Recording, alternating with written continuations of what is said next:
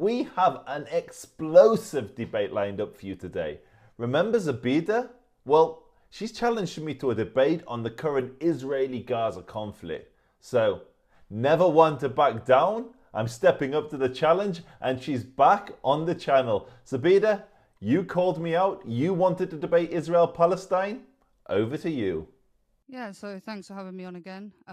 Obviously, we did speak a couple of years ago during the time of the Sheikh Jarrah crisis, and the situation was bad, and now it's completely got worse. As we know, on October the 7th, Palestinians decided to resist against their occupier, and since then, I believe that Israel has been committing a genocide and has been disproportionately responding to what happened on October the 7th towards Palestinians in order to, what I believe, achieve a long term goal of theirs, which is this expansionist goal of completely ethnically cleansing Palestinians, starting off in Gaza and then, making their way to the West Bank, which has already been in the process for a while.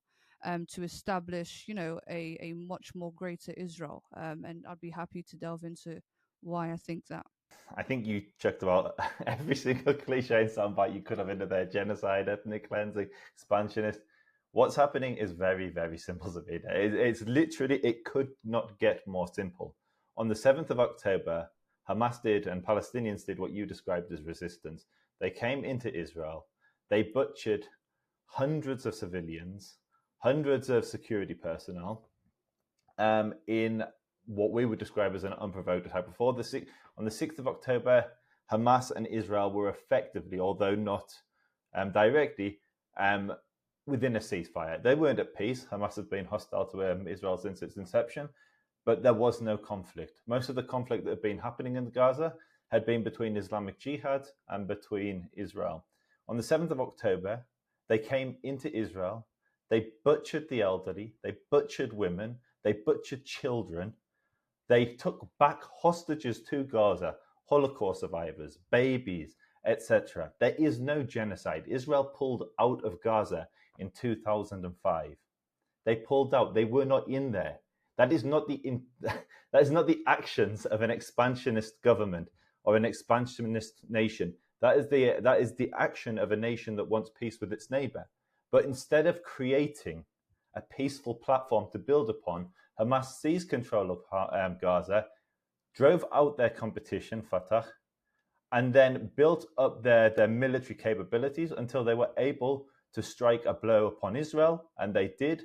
And now, tragically for the people of Gaza, they are now suffering the consequence of that barbaric act of treachery. So you said that it was a unprovoked attack, which is not true. Again, a group of people who are occupied by every metric, by the way, via the United Nations, via international law, via the UK government, via the United States Department, Palestine, including Gaza, the West Bank, and East Jerusalem, are all defined as occupied. So when you are a occupied group of people, you do have the right to resist. And to suggest that it's unprovoked is also Just on that, how is it? How is Gaza occupied? Which Israelis were in Gaza? right. So when we talk about occupation, the occupation that's going on in Gaza is not the same that we have in the West Bank. We know that in the West Bank it's a military occupation. In Gaza, it's a form of effective control. We know that Gazans do not have complete self-autonomy over their borders, over their economy, over the imports and the exports. Who? So don't, Beda, just very quickly on that.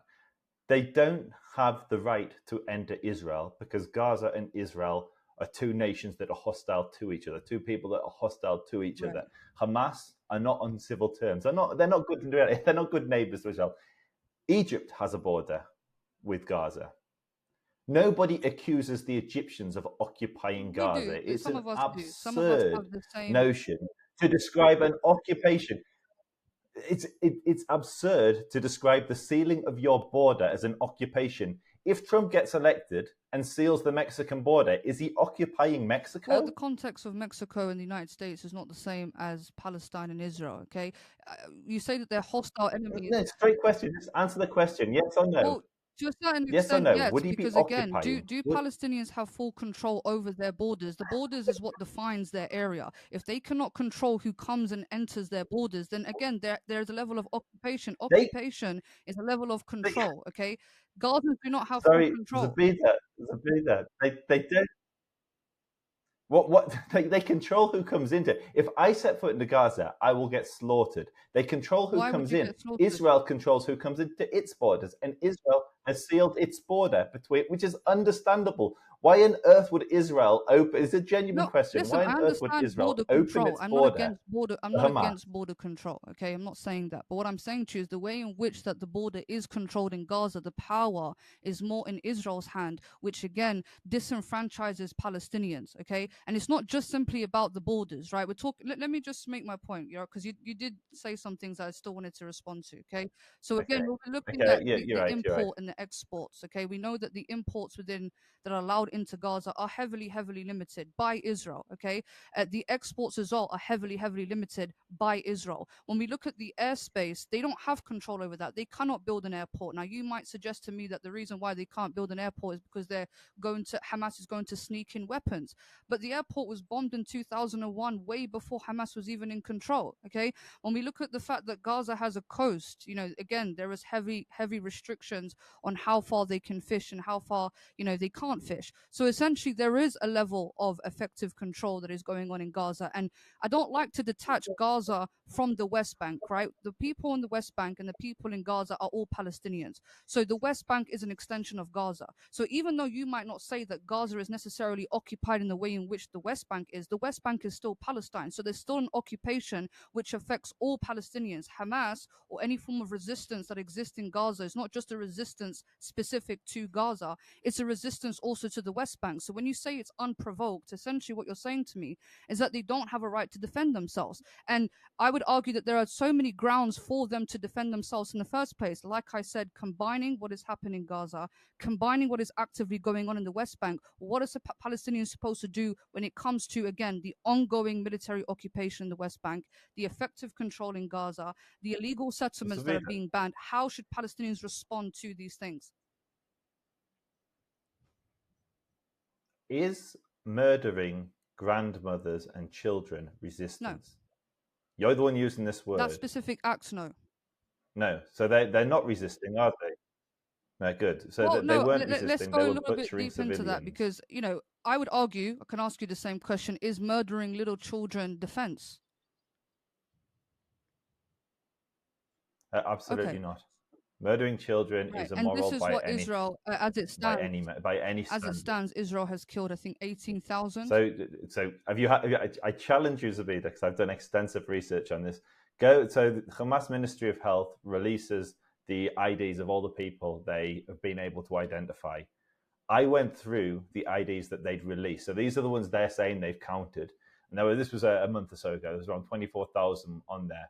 Of those, a huge proportion were invalid IDs. I've actually written a formula. I'm happy to share it, where you can do a validation check on the IDs. How the IDs work is they're 9-digit IDs. The 9th digit is the check on the 8 digits. So if you run the query on the 9th digit, you can then analyze whether you can validate whether an ID is actually a real ID.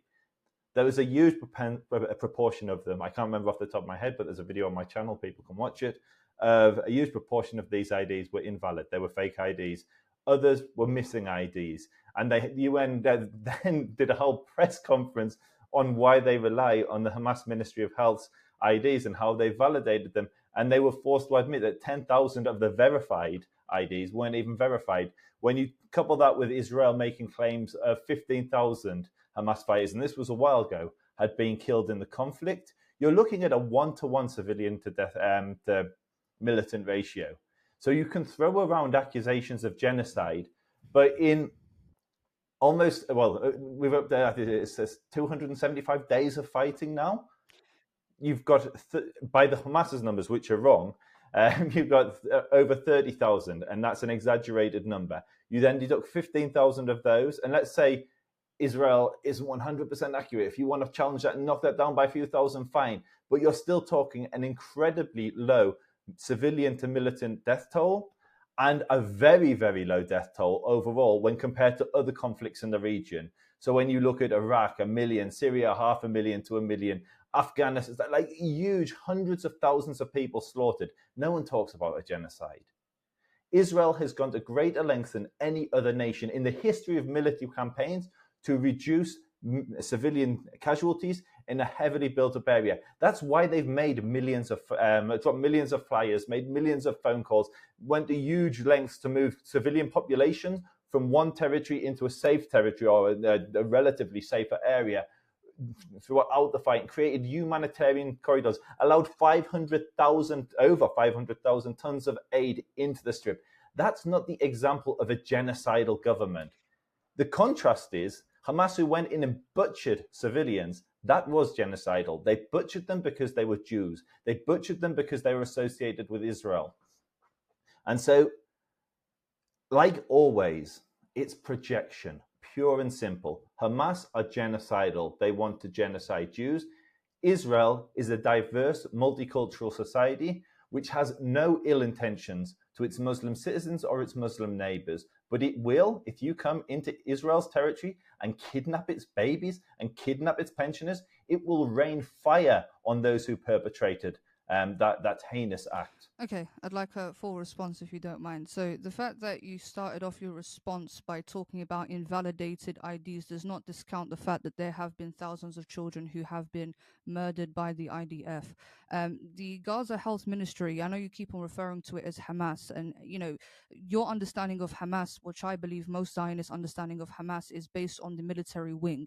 But Hamas is a much more broader organization who also, governs certain institutions which existed before Hamas even came about. So, for instance, let's just say that there is a hospital that we have in the UK, and tomorrow, I don't know, the Communist Party decided to govern the country. Does that now mean that that hospital infrastructure is, utilized in communism, or does that mean that the communists now just rule over the party, rule over the country where the hospital is run? So, to try and associate the Gaza Health Ministry necessarily with Hamas is not necessarily true. It's a separate institution that is being governed by Hamas, and so the United States have actually validated and used their statistics before.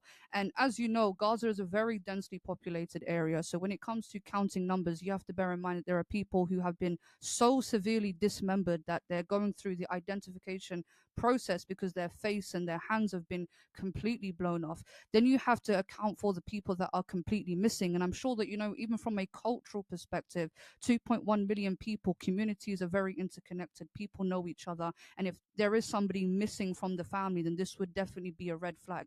So I'm not, what you're saying does not discount the fact that there have been thousands and thousands of children murdered, even by the United Nations, statistics. The overwhelming majority of the casualties are women and children.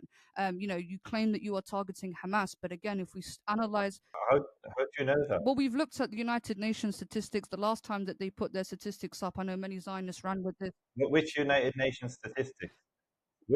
Which United Nations Well, we can statistics? go to Ultra. Sorry, who's Ultra? So Ultra is the United Nations Office for the Coordination of Human Affairs, and they have a article here about Gazans children being under attack, and they list some statistics of the amount of children that have been inflicted by the ongoing conflict as early as 2008, 2003. And they have a sort of count of the children that have been killed since 2003, Okay, and so the sorry, statistics, to so, say so the just least, no, are Zabeda. completely shocking. So I'm not trying to do semantics with numbers because I think it's very So I was just going to say, I and thought you were disingenuous mispronouncing when it comes. UNRWA, but they're both using the same statistics. The statistics come I think there's directly a bit. from the Hamas Ministry of Health. If you read the asterisks on Oh, either reports or either websites, if you're looking at the websites, they will say this is from the Hamas Ministry of Health. And it's the ID list I just spoke about. It's the list of IDs, which a month ago was 24,000. I'm sure it's gone up a little bit since then. If you run analysis on it, you will find a number of those IDs are not that the United Nations didn't even bother to validate them. I'm an absolute computer illiterate. I am terrible with technology. Yeah, I was able to run an Excel query on the list of IDs and identify a huge proportion of them as not being valid. I'll get that exact number while you're talking, but we're still talking about the Hamas numbers. Right, I understand, but that still does not invalidate the thousands of children who have actively been killed in Gaza. I mean, I've also myself witnessed cases of, the Hind Rajab case, the 6-year-old girl who was brutally murdered in a car whilst her family were dead. Over 300 bullets were consecutively fired at this car. Clearly non-combatant car. We don't know, what the reason for 325 bullets being fired on a car which had a child within it. We have seen the dismembered bodies of children again in refugee camps.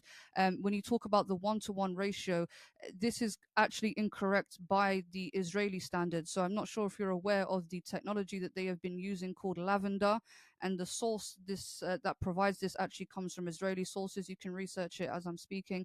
It's called Lavender AI Systems. This was a technology that was used by Israel, and according to this technology, the ratio that they were happy with was a 1-to-20 ratio, not a 1-to-1 ratio. And at times, sometimes the ratio has been high from 1 to 100. So there was a specific case in Jabalia refugee camp. There were civilians there, and according to the IDF, there was one Hamas soldier there. And I will give you the evidence whilst you respond. But there was one Hamas soldier there, and according to Israel, it was completely fine to fire a airstrike within that refugee camp, knowing that there were civilians there for one person. So in cases like that, the ratio was 1 to 100. I don't believe that Israel is being precise in the way in which that they are targeting Hamas. I think they're being deliberate. And again, when it comes to genocide, I'm not using these buzzwords to make myself sound smart. Okay, genocide is largely defined by its intent. Okay, and we can see the intentional genocidal statements that have been said by the president, by the prime minister, by rabbis, by members of the Knesset who have called for complete extermination of Gaza. They've called for nuclear bombs in Gaza. Yes, you may say that some of them were reprimanded, but at that point, the damage has been done, especially when you have a bunch of angry IDF soldiers who are being indoctrinated with extreme violent rhetoric. Then that's the type of actions that we're going to see being replicated in Gaza. So, and again, a genocide is not necessarily defined by the numbers. We know that there are some genocides with a death count of 3,000, some as low as 1,000, and some as high as 6 million. So to do this numbers game still doesn't detract from the fact that it is not a genocide. And I just lastly want to finish up, we have the death toll, which is horrendous, but we also have the mass destruction that's also being caused in Gaza. 70% of Gaza's infrastructure has been completely destroyed. Every university has been leveled. There are only a handful of hospitals that are actively operating to basically deal with 1.1 million people have been displaced and thousands of people that have been injured. The IDF, in their process of eliminating Hamas, have completely leveled over 300,000 homes. Now, from a mathematical point of view, I don't understand what the relevance of that is, because according to Israel, there are 30,000 Hamas members. So, according to them, justifying why 300,000 homes needed to be leveled means that one Hamas soldier must have been in 30 homes at the same time. And bearing in mind, you guys also claim that you have hostages that are within these facilities. So what we are seeing is complete mass destructions in hopes that one of the airstrikes ends up killing a Hamas soldier. And lastly, even according to the IDF, their identification process of who Hamas is and who isn't is very skewed and very flawed. For instance, even just being affiliated to Hamas could end you a death sentence, as we saw in the case of Ismail Haniya's grandchildren, who, just because they were his grandchildren, were killed during airstrikes which were supposed to be for his sons. Again, being affiliated could be something as being related, or even being in close contact with them for a very short period of time.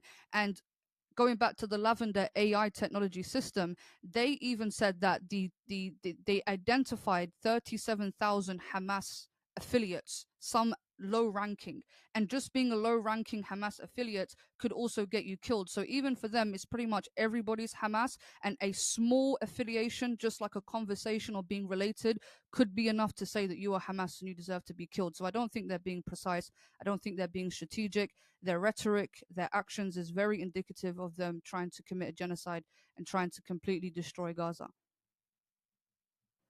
Sorry.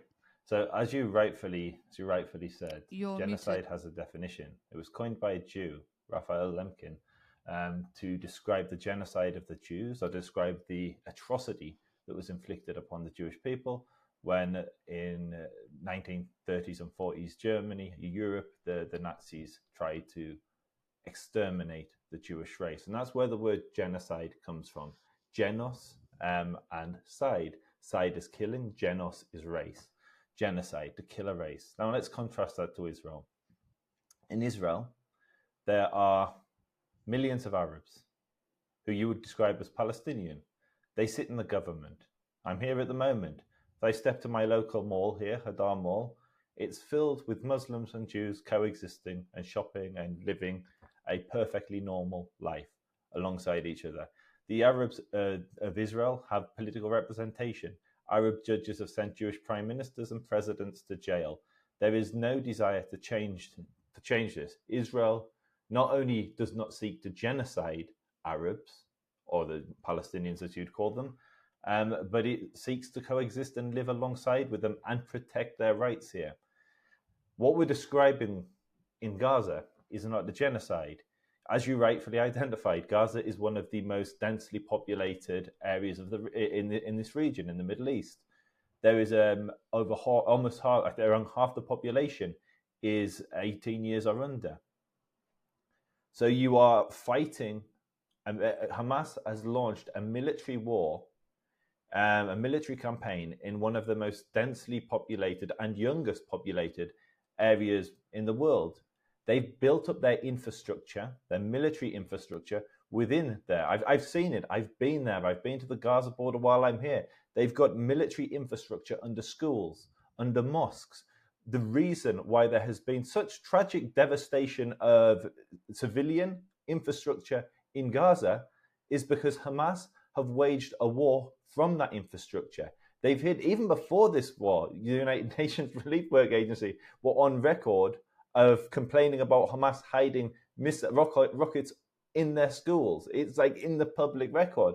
And UNRWA is now being shown to be completely morally corrupt, morally bankrupt, and completely taken over by Hamas in Gaza. There were literally UNRWA workers who were involved in the massacre of Jews on October the 7th. So tragically for the Palestinians, tragically for those innocent people, and every child in my eyes is innocent. Every Arab child living in Gaza, their life is as sacred as every Jewish child living in Israel. There's no difference. Children are innocent, and they are the true victims of this barbarism and this conflict that Hamas has instigated. And so to come back to the genocide, in every genocide, you can look at the intentions of those which are perpetrating the genocide. And I wouldn't argue with you. There will definitely be Israelis who are fighting in Gaza who will have carried out acts that I would rate as beyond the pale. Because in war, people do horrible things.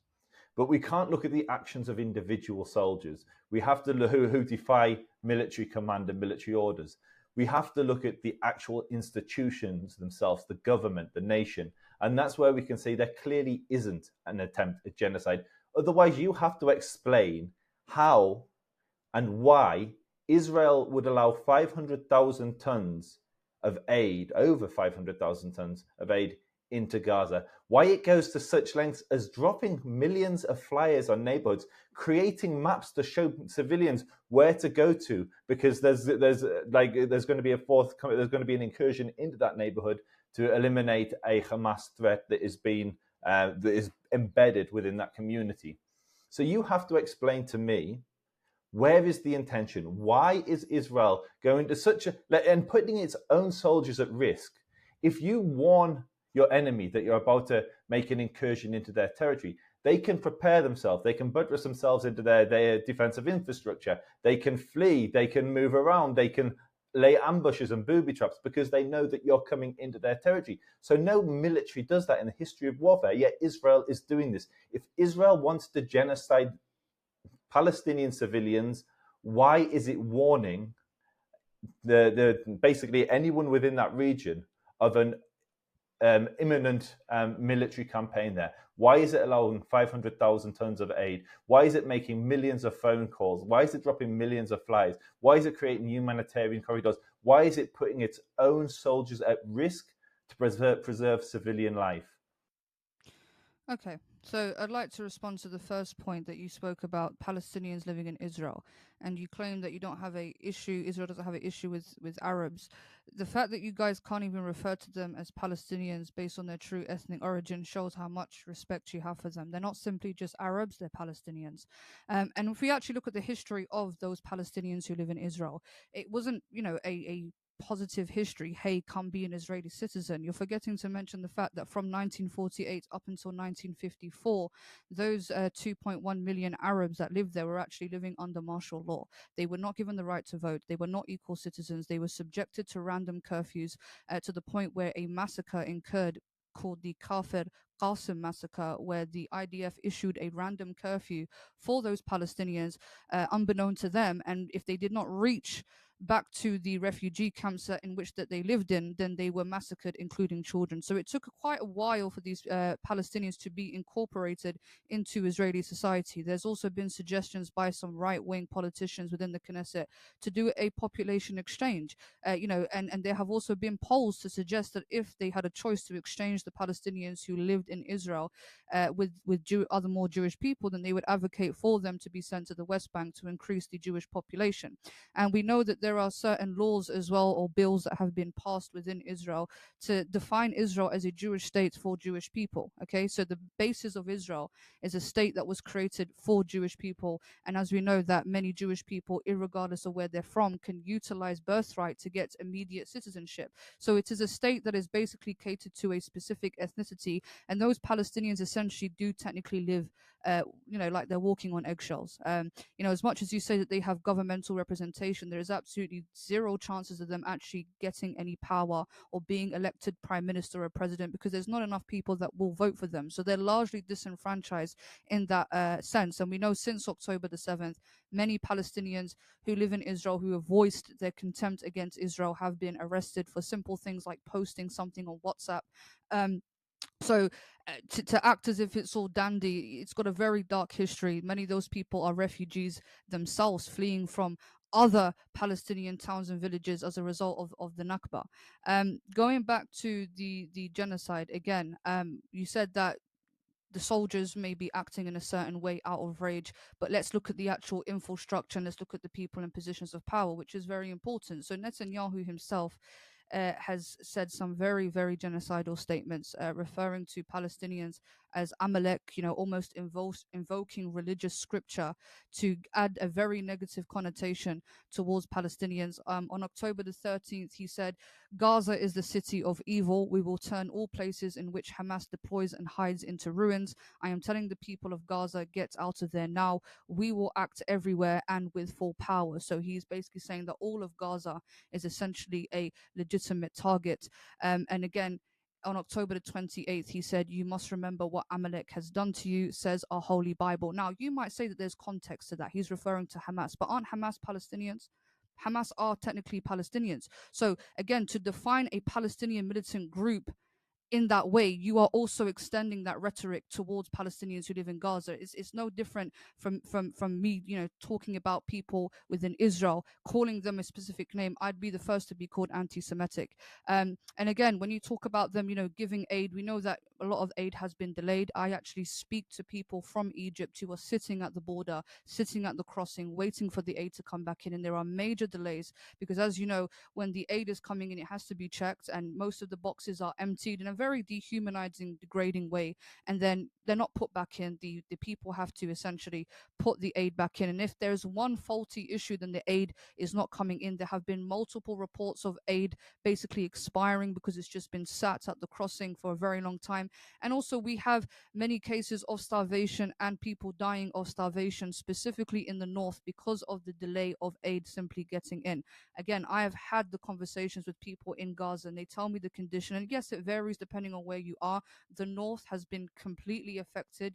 Aid is delayed getting over that side, even though there's technically two crossings close to that vicinity. Okay, and the water that they are receiving is absolutely inadequate, and then you have people who have been displaced from the north all the way into the south. So the resources is very scarce. The need for resources is completely scarce. Again, the United Nations has a database to deal with what they call, risk of famine.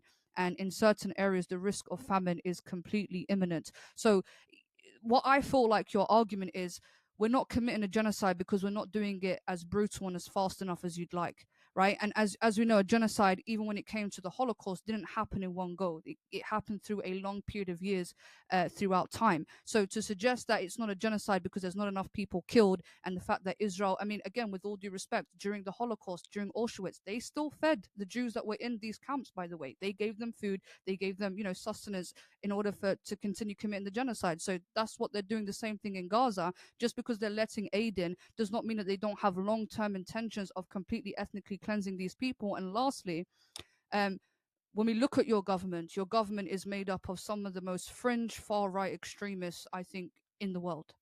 People like Ben Gvir, people like Smotrich, completely unhinged. And during the onslaught in Gaza, Ben Gvir attended a conference called the Gaza Resettlement Conference, if you can go and research that up. And it was a conference that was held by multiple Knesset Likud member parties, Ben Gvir and rabbis, who suggested that they should resettle Gaza and call for the basically repatriation of Palestinians elsewhere. So you can imagine there is a conflict going on, right? There are people being slaughtered, and instead of trying to find some solutions, you're suggesting long-term goals of how to resettle the place and establish, your own settlements in Gaza as it's actively being destroyed. So that indicates to me that there are ulterior motives as to what they want to do in Gaza and in the West Bank. As of recently, more settlements have been approved. So there is an expansionist ideology going on here. Okay, so there's a lot to cover. So if I was typing there, I was just making notes of the various different areas that you went over. So I'm going to do the same. I'm going to work my way from the beginning of what you said to the end of what you said. So you started describing how Palestinians, as you described them, they don't call themselves Palestinians, but you want to call them Palestinians, Arabs living in Israel. Many of my friends are Israeli Arabs. They reject the identity of Palestinian. It's a modern identity that was created in reaction to Zionism. Palestine was the name that the British gave the region. The Palestinians then were largely Jews. The Palestinian football team, the Palestinian wine company, Palestinian electric company, all of these organizations and institutions were Jewish. They were all Jewish institutions. So much so in our last debate, you gave the quote of Oni Abd al-Hadi, and I responded with what he claimed in 1936, which is Palestine is a term the Zionists invented. There has never been a country called Palestine. In the 60s largely, but a little bit before then, Palestinians adopted the identity which the British forced upon them. It's an entirely post-colonial construct. So the Palestinian nationalism, the keffiyeh that you're wearing, was designed by John Pasha Glubb. Pasha John Glubb.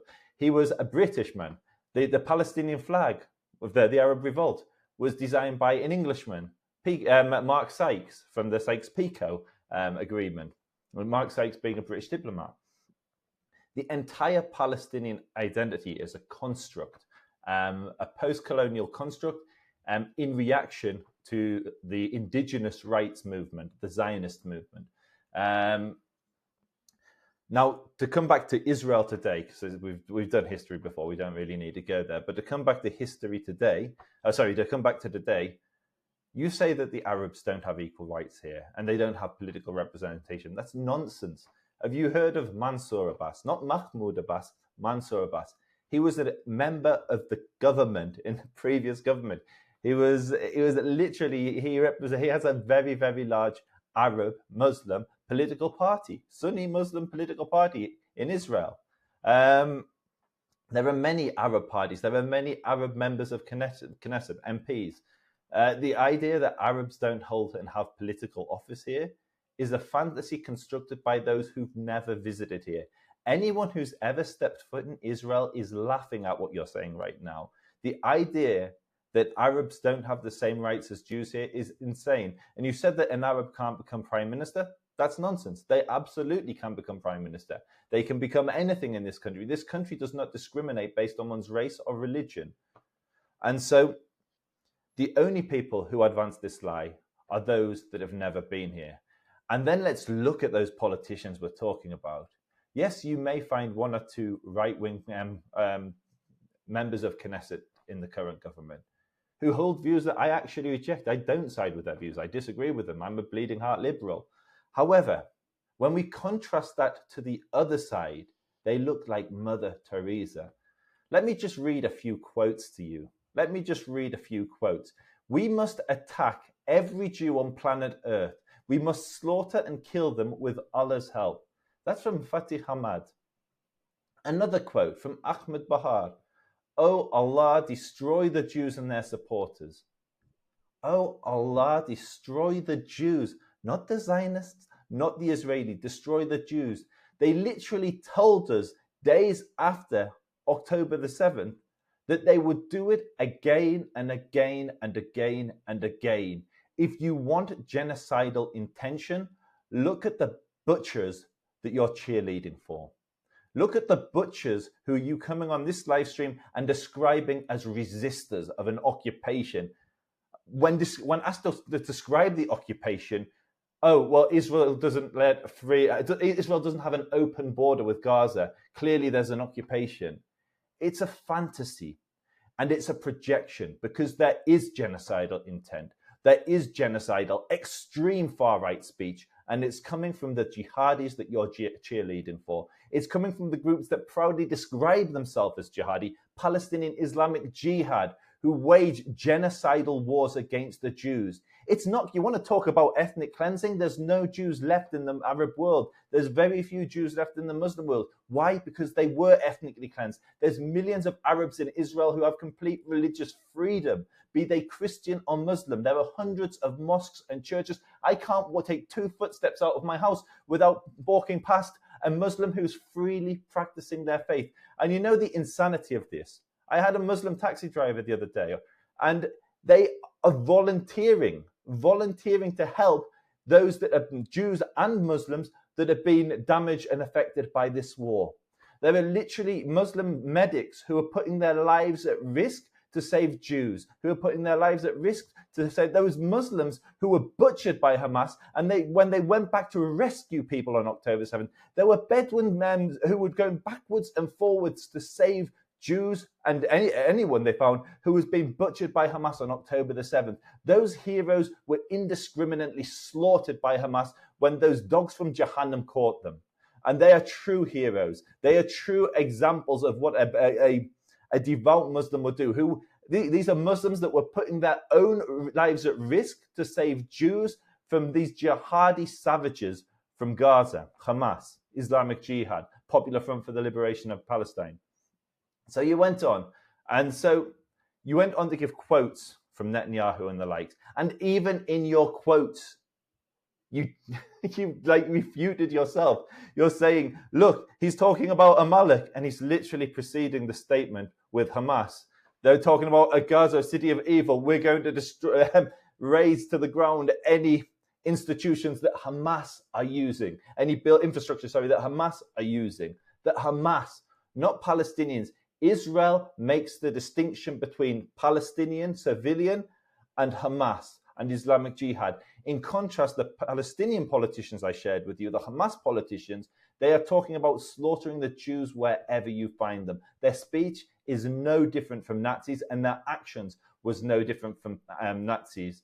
You talked about aid being piled up. Just go on Twitter and look. You can literally see drone shots of huge stockpiles of aid on the Gazan side. The reason there's been difficulty getting aid into different places is because the infrastructure within Palestine, within Gaza, has completely collapsed. So you have UNRWA no longer able to deliver aid. Because IEDs are planted in roads, Israel tears up roads before it moves into them to remove the risk of IEDs taking out their troops, which has happened multiple times, which is why now Israel removes roads. So there's logistical reasons why it's hard to distribute aid within Gaza, but there's no restriction from Israel on getting the aid in, and that's why it's piling up on the Gazan side, and you can literally see drone footage after drone footage of huge stockpiles. It doesn't matter who you're talking to on the Egyptian side, you can look at the drone footage yourself on Twitter after this. And so we're in this situation where we have the first genocide, where it's a 1-to-1 civilian to militant ratio, the first famine, where nobody's dying. Do you not think if there was a famine, your social media feed would be filled with thousands and thousands of images of starving Palestinians? But they're not there. For the IPC, which is the institution here, or the rating that you mentioned, there's an agreed standard. It's a famine warning system, which is brought into by institutions like the United Nations, the Red Cross, etc. And they've agreed a standard as to what a famine is. And they declare it a famine. It's phase 5, which is where you're actually in a famine, when 2 out of 10,000 people are being killed. 2 out of 10,000.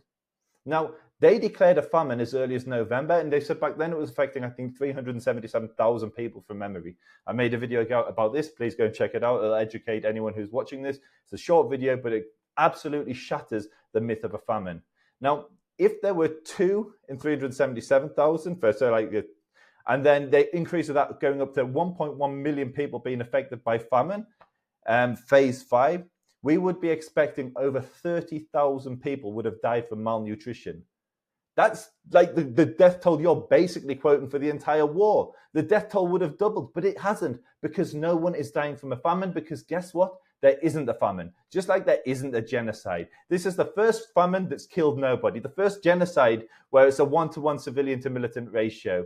And the comparisons between Auschwitz are disgusting. In the death camps of Auschwitz, the Jews weren't sustained. They were taken on trains and then sent to their death. Sent to their death. There wasn't hundreds of thousands of aid being given to sustain them. There wasn't humanitarian corridors. There wasn't safe zones created. There wasn't maps. There weren't phone calls. They sent them to their death. This is a gross perversion of the word genocide, and it's a gross perversion of the reality. This war would end tomorrow if Hamas surrendered and released the hostages. They initiated this war, and it's the innocent Palestinians who are going to suffer. But Israel will and should neutralize this threat. Okay, there was a lot said, so I'd like a full response. So going back to, let's start off with the Palestinian identity. You say that this is a new identity that has been invented at the turn of the 19th or 20th century, and that the Kufiya was coined or created by a British man. The word Kufiya has its origins in the word Kufa. Kufa is a Iraqi city town, and this is where the Kufiya actually comes from. It's actually an Iraqi headdress, had nothing to do with the British. Palestinians were referring to themselves as Palestinians way before the British Mandate, as early as the 1800s, just like many other people were referring to themselves as the new national identity that they've established after the turn of the 20th century. So what you're trying to do is try to use new colonial terms in terms of how one defines themselves as a nation, and saying, well, because Palestinians didn't use nationalistic terms, therefore they weren't actually a people. Palestine is a place. The people who live within Palestine are defined as Palestinians. Palestine is an exclusive identity as well, unlike the Israeli one, because you could be a Palestinian Jew, Palestinian Christian, Palestinian atheist. But as we know in Israel, the Israeli identity is largely based off the fact if you are Jewish or not. This is why, again, going back to the birthright, somebody who is born in Australia, never been to the Middle East, but just at the fact that he's Jewish or has a Jewish parent, he has the right to obtain full citizenship and go and move to Israel. So it's a very inclusive identity, strictly based off the fact that you're Jewish or not. Again, going back to the Palestinian identity only being a creation born out of colonialism, well, we could say exactly the same thing about Israel. Jewish people were not calling themselves Israeli for thousands of years. They called themselves Jews or Judean. Right, this Israel is a colonial invention, essentially. Right, Israel did not exist prior to 1948. Okay, what you had is what you would call the Kingdom of Israel and the Kingdom of Judea, which again are kingdoms which barely lasted over 500 years. With all due respect, you can't name me any Jewish empire that lasted for thousands of years. They were very short-winded empires. I'm not going to sit here and deny that Jewish people didn't have an existence and establish a small kingdom in that land after the Canaanites, sure, but to suggest that this history is the basis for why you need to have a Jewish state, I think is absolutely ridiculous. I think the Romans would probably have more of an argument to re-establish themselves in this land under a Roman province, because again, when we look at the definition of Zionism, it is the re-establishment of a Jewish homeland. And what they are essentially trying to re-establish is the presence that they had there 3,000 years ago, which was very, very minimal. And again, how can you reestablish yourself over a pre-existing people? If you go onto the Jewish Virtual Library, it has statistics of the Jewish and non-Jewish population prior to 1948, and we can see that there were millions of what you guys classify as non-Jews, i.e., Palestinians, living in that land. So to act as if the Palestinian identity never existed, it's a made-up thing. It was a invention of the British. I would say that's a classical case of projection, because Palestinians have maintained a continuity in that land, right? Generation after generation, they've established themselves in that land for thousands of years. And with all due respect, as we know, the expulsion of the Jews resulted in them becoming a very large diaspora, and the majority of them spent longer in exile than they did in the land. So I think it's a very ambiguous claim, a very entitled claim to say that once upon a time, 3,000 years ago, maybe my ancestors lived here, because if that's the case, then many other people like the Romans, like the Vikings, could make the same claim for Britain. So it's a very colonial project, and again, initially Zionism was not rooted on the fact that Jews are indigenous to Palestine. That was never the argument. The argument was based off the fact that we want a nationalist movement, and because we're suffering anti-Semitism, and the way in which that you achieved that is you worked with colonizers, right? The British, who were colonialists at the time, biggest empire in the world, you colluded, you worked, you partnered up with them in order to achieve these means. So you got the land through force, through colonialism. You didn't get the land because you were indigenous to the land, and you had this divine claim to it. No, you got it through force, and you maintain it through force, by the way, as well.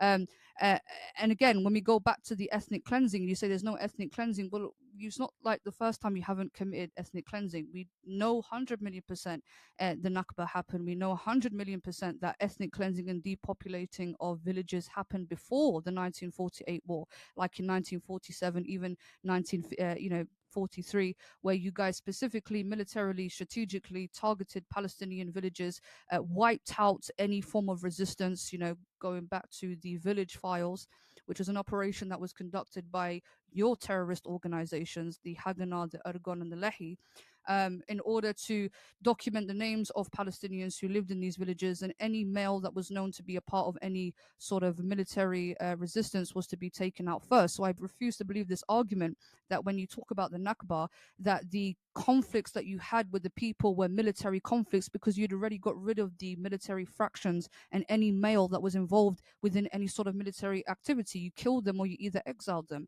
So I think a lot of your rhetoric is actually projection, and you use these words like savage, terrorist, and whatever in regards to Hamas. But Hamas is only existing to this day at the behest of Israel. You've had a window since 1987 to completely wipe them out, okay? Especially when they were weak. You didn't. You allowed them to grow because you thought that you could use them against the PLO, and it's gone against you, right? You allowed them to get funding again. You literally had a corridor for Qatar to come and hand over cash directly to Hamas. So you guys have a part to play in building them up. October the 7th also was a complete neglect on the side of Israel. One of the most military sophisticated armies in the world with the best technology. How on earth were they able to get outsmarted on October the 7th? And I would argue that again, it was due to negligence from Israel's side. Israel needed an excuse to do what they're doing in Gaza, and with all due respect, this might offend you, but I believe that Israel is willing to sacrifice its own people like it's done before. We're all aware of the notorious Hannibal Directive, where they've conceded to the fact that a dead Israeli is better than a live one held in the hands of the enemy. There have been multiple investigations as to how some of the people died on October the 7th, and some of them were killed by Israel.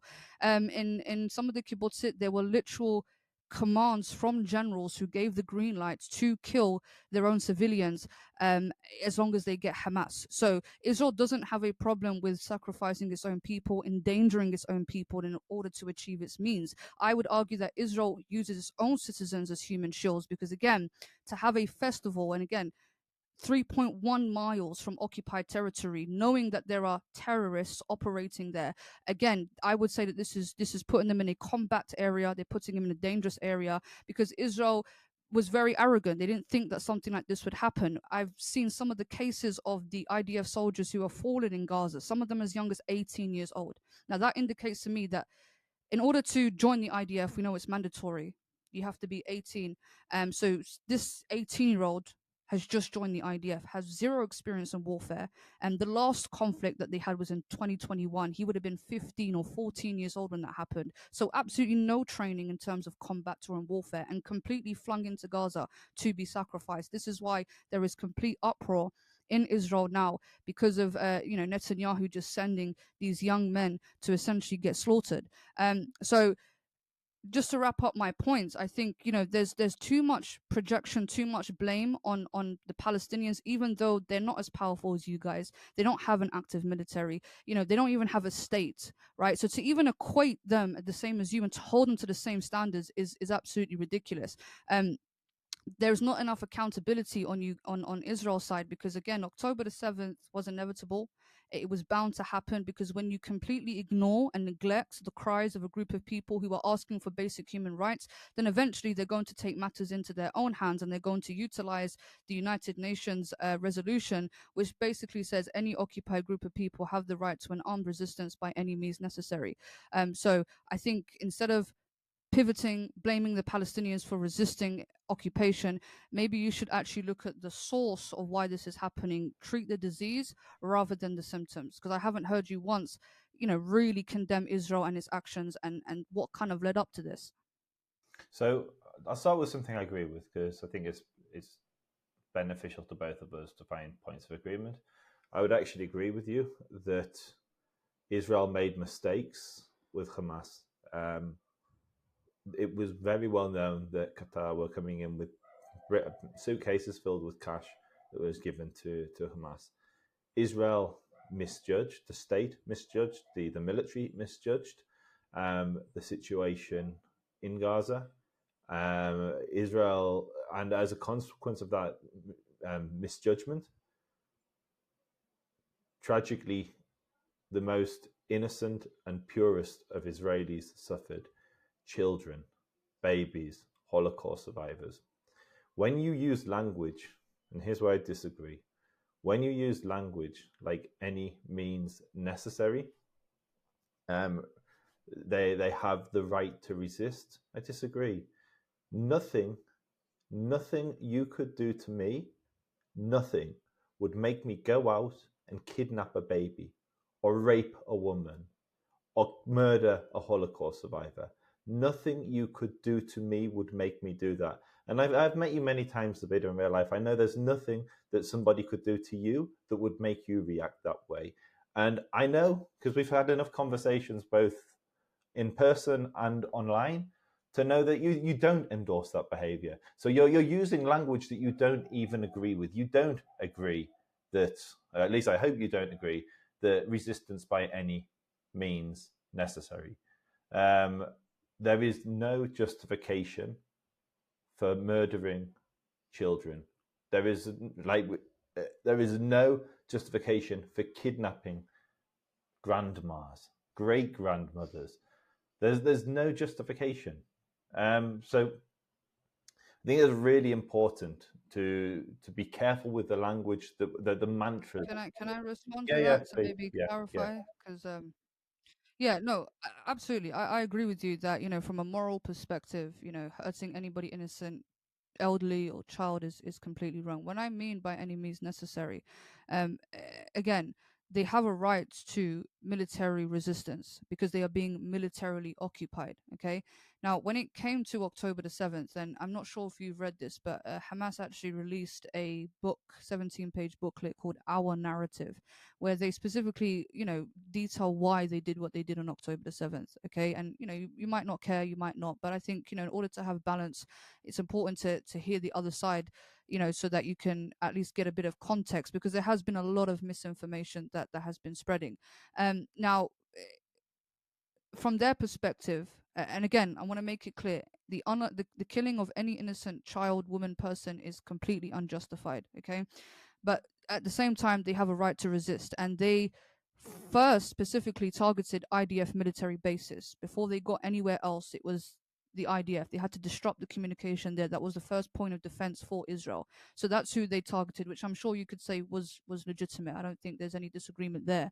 Now, when it came to the festival, again, I think it was completely unwise to have a bunch of what you guys deem to be, civilians within that vicinity, knowing that it's so close to occupied territory. Now, this is where this might be something difficult that you might not agree with, but I would argue that many people who were there wouldn't be considered necessarily civilians in the way in which that we describe them. So, for instance, as we know, many people in Israel, it's mandatory for them to join the IDF from 18 to 20 years old. Many of the people that were there were active IDF members. And when you are an active IDF member, you're not like any other army, right? Like here in the UK, we have a British army. They're usually based in RAF camps and they're only called when we're going to war. They don't patrol the streets. In Israel, I've seen footage in Israel of IDF soldiers walking around with guns freely on the train. We don't have that here in the UK. So your army is not just an army to protect Israel, but it's also there to maintain occupation. It's there to disenfranchise Palestinians. They are, to a certain extent, complicit in the occupation. We know that majority of the IDF are stationed in the West Bank. Okay, so you do have IDF members along the Gaza-Israel border, and the majority of them are in the West Bank, again maintaining the occupation, protecting the settlers. For all we know, some of those people would have been complicit in crimes against Palestinians. Now, again, I would also say this is a negligent part on Israel to suggest that your teenagers as young as 18, 19 years old join the military and thinking that there won't be no conflict. Those people are now part of the military who also have to be involved in some sort of armed conflict. So I would say that this is Israel yet again endangering its people. And again, Hamas outlines this very clearly in their booklet, where they specifically say, well, if you have to join the army from the age of 18 to 20, then you are a part of the occupation. So therefore, you are also, so to speak, a legitimate target. And now you might say to me, oh, well, they were completely unarmed and they were not, didn't have any weaponry. But in the festival, there was people who had weaponry. There were Shin Bet there were police security officers there, and those people unfortunately got caught in the crossfire. But to define them specifically I'm as sorry, civilians, Vida, I would I've got to disagree, interrupt. because Vida, I'm sorry, I can't actually listen to this. I've watched the massacre. There wasn't a crossfire. There were young girls running across a field screaming as Hamas militants, terrorists, scumbags sat there and shot them like they were pheasants, like they were game, screaming, God is great, Allahu Akbar, as they butchered young children, as they butchered young adults, 18 years old, 19 years old. You have no idea what you're talking about. And to describe that as legitimate resistance, to say that their murder is somehow justified, is absolutely disgusting. Hamas have no idea who was serving in the IDF and who wasn't. They were shooting whichever Jew they saw. And then they went on, after shooting the Jews, to shoot the Muslims. It's shameful that you would sit there and defend them. I've watched the video. I've watched the Hamas atrocity video that was the 47-minute video for the press.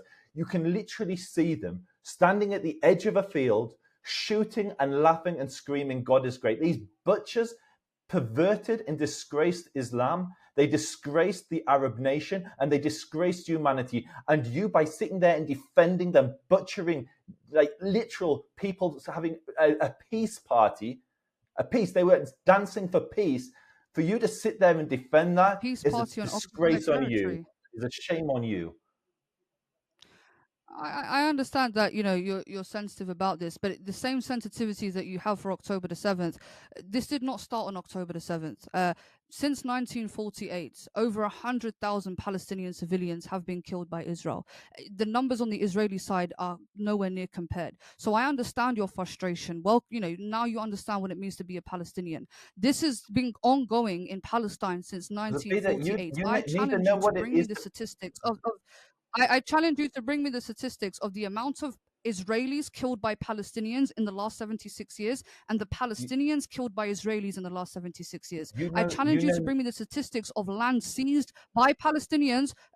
One second. I challenge you to bring me the land seized by Palestinians and the land seized by Israelis. It is incomparable. So I understand your frustration. I understand why you're upset. But again, it's a classical case of double standards and hypocrisy, because when Palestinians were going through multiple October the 7th by Israel, nobody cared. Now it's come to your doorstep. Now you finally decided to look at the Palestinian plight and actually understand how serious this is getting. This could have been avoided. But like I said, your government's policies, bad policies, which tells your population to join the army, not like any other army to protect and serve, but an army to maintain occupation. By default, you are endangering your own people. So, When you are allowing them to be in Savita, a combative zone close to military bases, again, you are endangering your people. When it comes to the innocent people, like I said earlier, any innocent person who was intentionally targeted, I condemn that. Okay, I'm not sitting here saying that elderly women and whatnot were not killed, but also I'm able to understand that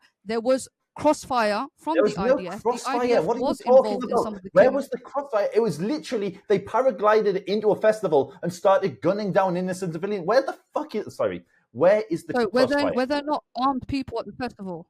There was there a not armed people at the smattering festival? of security guards who, like heroes, gave up their life, Okay, what were they returning doing? fire, not caught in the crossfire. Hamas was shooting civilians, and Right, some of the security crossfire. guards. That's not what are you talking about? Crossfire. They landed in a festival and started intentionally shooting. That's not The crossfire. They officers are weren't shooting the shooting. security Hamas is guards. shooting. They were shooting the civilians. They weren't shooting the security guards. They were shooting the civilians. I've seen it with my own eyes. What are you talking about? I understand that, but nonetheless, there was complete chaos. I'm reading the testimony of the IDF, right? This is not my own opinion. I've stopped giving my opinion a very long time. I'm going to give you what I have read based on my sources. If you go and look into the Times of Israel, the Haaretz, many articles, there are concessions that are made on the Israeli side who say that there was a lot of confusion. We were unprepared. They had to utilize WhatsApp and Telegram just to locate their location. There was mass confusion and mass panic, and this resulted in them, like for instance, let's talk about how the Sabina, fact that the original you're death going to toll the that you guys kibbutzim. You're going to the kibbutzim. We were talking about the I'm Nova about to Festival. back up. At I'm the about to Nova back up my Festival, point. at the I'm Nova about to back up my Festival, point. at the Nova Festival, they paraglided in and started gunning down anyone that fled on the road. They set up roadblocks and they started gunning down anyone who drove past them. They were literally murdering civilians, and you are defending them. This is a shame on you. You will be judged as a Muslim. You will be judged on this on the Day of Judgment. You will be judged on your defense of these butchers who disgrace Islam, who disgrace Muhammad, who insert the name Islamic into their name and call themselves the Islamic resistance, and they disgrace these dogs of Jahannam, disgrace your religion, and you disgrace yourself by defending their savagery. They murdered civilians. They murdered children. They murdered festival goers. The festival goers were not legitimate targets as you tried to frame it. They were not killed in the crossfire as you tried to present it. They were gunned down in cold blood by terrorist scumbags. And shame on you for siding with them.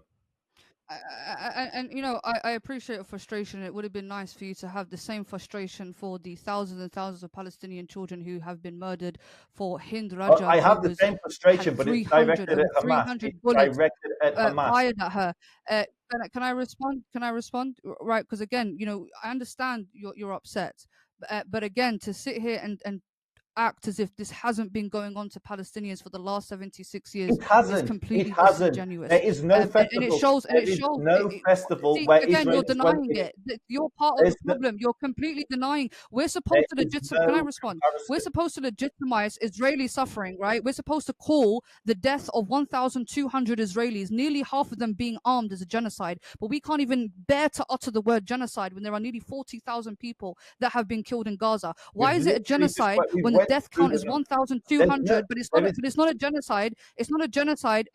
Can I finish? Because you've been able to obviously express yourself, right? What I'm saying to you is, why is it a genocide? And again, when we look at the death count, you guys initially said it was 1,900, right? Then you lowered it down to 1,500. Now it's 1,200 because you guys yourself actually mixed the Hamas dead soldiers in with the Israelis. So that's the level of confusion that you guys caused. You didn't know who you were targeting. You thought that the fallen dead Hamas soldiers were Israelis. So there was complete incompetence on you guys' side. And again, you've used the word genocide in context of October the 7th, even though it wasn't, because as we clearly identified that not everybody that was killed on October the 7th, not everybody that was taken hostage was even Jewish or Israeli anyway. So to act as if this was specifically targeted towards Jewish people is wrong. There were other people of different ethnicities, even Arab Bedouins, who were also taken as well.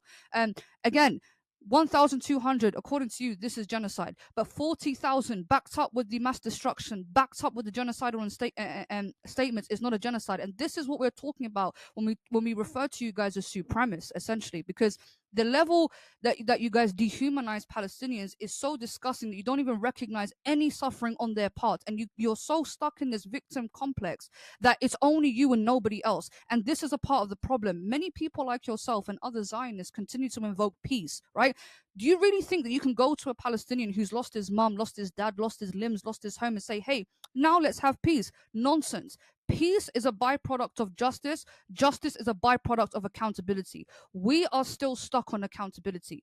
Many Zionists, many Israeli representatives refuse to take any accountability to the point where they will even have laws like the Nakba law, that if any institution was to teach about the Nakba, a real life event, a real life atrocity that happened to Palestinians, they would get funding withdrawn from them. So to sit here and put the burden on a stateless group of people, refugees, without any military, without any form of proper governance, and try to hold them accountable for the mess that's been happening in the land, even though Israel is the one that has the majority power here, is completely disingenuous. It's a form of victim blaming, and this is why there's never going to be peace. Oh, my Muslim brothers, I declare a jihad. Slaughter the Jews, slaughter them all. That was the rallying call of Hajimin al-Husseini pre the 48 war. They described their genocidal intention.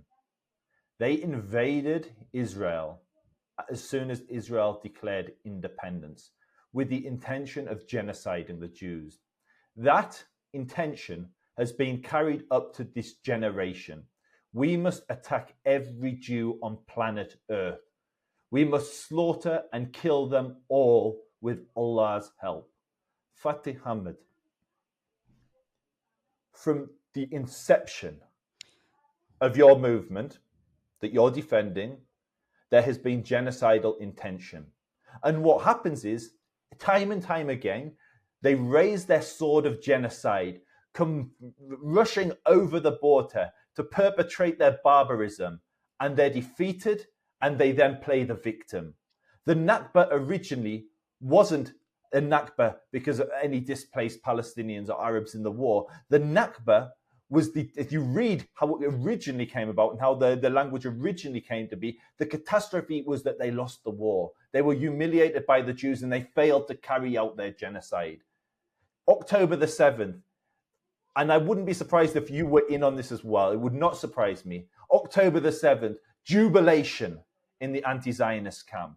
The Palestinians have broken out of their prisons. Victory, justice, intifada. 2 days later, alas, woe is me. What is happening? Why are we being genocided? Why are we being attacked? You are being attacked because you, like in 48, initiated the violence. And then you cry when the gates of hell are opened and the fire rains down on those that perpetrated these attempts at genocide. Now, I want to come back to something you initially said, because it's very important. You spoke about peace. In the 1930s, 1936, the Jews were offered 3.5% of British mandatory Palestine. The Arabs rejected it. The Arabs have consistently said no to every single peace proposal. From 1936, 1937, 1947, every single time the two-state solution was met with no. And every single time the Arabs took up arms to slaughter the Jews, they lost, and then they turned around and played the victims. And idiots in the West and idiots in the Ummah listen to their cries and believe them. Worse than that, they will get on the internet and stand there and say that Jewish 17-year-old, 18-year-old girls who were dancing and celebrating and dancing for peace deserve to be butchered. Deserve to be butchered. No one, no 17-year-old, no 18-year-old girl deserves to be butchered. And shame on anyone who would describe that as resistance. And yes, tragically, Palestinians have died in Gaza at a much higher rate than Israelis. I agree. Killed. And every single one of those deaths is on Hamas. Every single one of those deaths is on almost every single one of those deaths is on the leaders of the Palestinian people, because time and time again, they've chosen war over peace. If they are rejecting the Jews in 3% of the land, what on earth makes you think that they will agree to any peace solution? Every single map you see from the Palestinians, be they the moderates of Fatah, so-called moderates, or the extremists of ISIS, Daesh, or Hamas, or Islamic Jihad, it's the same map. It's all of that territory is Israel. And ironically, that map was drawn by the British. That keffiyeh that you're wearing, the design, came from Pasha Club. He had the Jordanian, to differentiate between the Jordanians and the Palestinians. They started with the red, which is right, the red and white design was originally the Jordanian and still is to this day. And the black and white was chosen to differentiate the Arabs from the Bedouin. If you knew your history, or the history you're defending, it's not your history, you've got nothing to do with the land, you'd know that. You'd know that you are wearing a colonial keffiyeh. So I think I'd like to move the conversation. You can respond to what I've said to something more constructive, and then we can call it a day and try to do this within an hour and a half. What next? Okay. My question to you is, what happens next? I'd like to respond to. Yeah, I said you the can things respond, that you and then definitely... yeah. Yeah, sure. So again, when we talk about the 1948 and that the Palestinians didn't want to give you guys a state, that was never part of your plan anyway. Even though you were given certain offers, and you're being very manipulative about it, you were offered 6% or 3%, the Palestinians rejected, but so did the Zionists. The Zionists were actually bargaining for much, much more. And since 1948, even though the land was, kind of, you could say, split half-half, Israel has taken more land than it was already initially given, and it continues to take more land. Even outside of Israel, it has occupied the Sinai previously after war, built settlements over there. It currently occupies the Golan Heights. It currently has settlements on the border of Lebanon. So it is an expansionist idea. It's nothing about having a two-state solution, having Palestinians exist there. It's everything about trying to expand as much as you can, as sneakily as you can, in order to establish what I said early in the beginning of this podcast, is a greater Israel. And why do I say that? Because it's included in their charter, the Likud Party charter in 1977, which specifically states that from the river to the sea will only ever be Israeli sovereignty. Netanyahu not long ago was in the United Nations showing a map of the greater Middle East. There was absolutely no signs of a Palestine on there. It was what you would define as a greater Israel. Again, I spoke about the resettlement projects that was headed by Ben Gvir in order to resettle Gaza. We have settlements that have also newly been built in the West Bank. So you're doing everything to completely, again, ethnically cleanse and push Palestinians out of their homeland in order to establish and gain more land for your own people. So to act as if, again, the precursor to peace is the fact that Palestinians are being violent is simply not true. You are the precursor to peace. You are the ones who are actively taking and land grabbing more land. You are the ones who are making life completely unbearable for Palestinians in Gaza, in the West Bank, in hopes that they eventually leave. There have been multiple calls for them to repatriate and go elsewhere. Again, going back to 1948 and them starting a war with you, I would also argue that a bunch of European settlers declaring themselves a state on preoccupied land is a declaration of war in itself. I mean, if China decided to go to Texas and say, well, 50% is ours now. Whoever lives in our 50% portion needs to leave. If you don't, then we're going to forcibly remove you. That in itself is a declaration of war. What gives anybody the right to come, again, via colonialism? You keep on invoking colonialism. And again, Zionism is a colonial thought. Nationalism is not necessarily a Jewish principle. It's not a Jewish ideology. There is no such thing as, Zionism intrinsically within Judaism. People just called themselves Jews. They never called themselves Zionists. They never called themselves Israelis. These are colonial terms. We never called ourselves. These are colonial terms that you guys. You said this earlier, Zvid. I just need to correct you because you keep saying this and it's nonsense. So how did you guys self-identify? We called ourselves Bnei Israel, the children of Israel. We called ourselves Am Yisrael. We never called ourselves Jews. We don't even have the letter J in our language. We called ourselves Israel, and we lived in the land of Israel. You called yourselves Yehudi, Yehudim. You called yourself Yehudim. You called yourself... overwhelming majority of, or if you read any of our texts, we called ourselves Bnei Israel, the children of Israel, Am Yisrael, the people of Israel. We called ourselves Israel. If you read our scripture, we're constantly referred to as Israel. Our land is called Eretz Israel. It's like, I don't know where, the land of Israel. I don't know where people get this narrative from. And the whole Jewish religion revolves around us being a nation in this land. We have institutions of government and there's laws that apply to the land. Like, this is a fantasy that people who don't know the first thing about Judaism advance. No, I agree with you to a certain extent. I agree with the fact that you guys are trying to establish some sort of theocracy, and this is what I wanted to move on to. The Basic Law Israel, the nation state of the Jewish people, is a bill that was passed, I think, in 2018, and explicitly says these are the basic principles. The land of Israel is the historic homeland of the Jewish people in which the state of Israel was established. The state of Israel is a nation state of the Jewish people in which it realizes its natural, cultural, religious, and historical rights. The realization of the realization of the right to national self-determination in the state of Israel is exclusive to the Jewish people. I just wanted to move on to the 7 here so that we can just on that. Have you read the Palestinian Basic Laws? Have you read the Palestinian Basic Law, which predates that and says exactly the same thing about the Arabs? And all it means is that the culture of this nation is Jewish. So we take Sabbath off instead of Sunday or Jummah, Friday. The language is Hebrew. The national language is Hebrew. The festivals aren't Christmas or Ramadan, although they are secondary festivals here and they're protected. But the character of the state is Jewish. There's one Jewish nation. And look at you, cry. You call me the Jewish supremacist? You call Zionists the Jewish supremacists? Your religion calls us Dhimma. We're a Dhimmi. We have to pay a jizya, a tax till we're Sagirun, humiliated. And you call us the supremacists? On your bike. Yeah. So again, this is where the deception comes in, because one minute you're the only democratic secular country that, has similarities to Western values, but on the other hand, you are calling for a Jewish theocracy here. So which one is it? You have to be very clear of what your true intentions are, because you can't. And again, you're also calling for an ethno state, which is very ironic. Again, because we know the ethno states are not. This is the perversion of what you're doing. You twist the truth. So it's not As a Muslim, you're supposed to speak out. You're supposed to cling to truth. You're supposed to chase truth. Yet here you are perverting you speak with a forked tongue. I'm reading from your own bills, Joseph.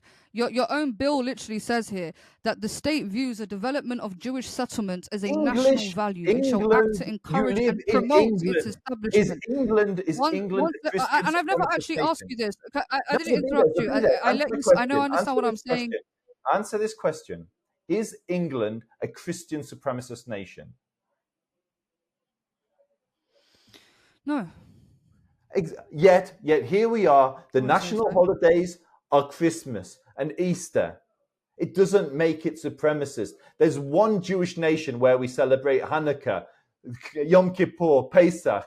There's one Jewish nation where that's the national holiday. And look at you cry and wish it was under the boot of the Ummah. And wish it was once again. I'm not arguing. That's not my argument here. What I'm trying to show you.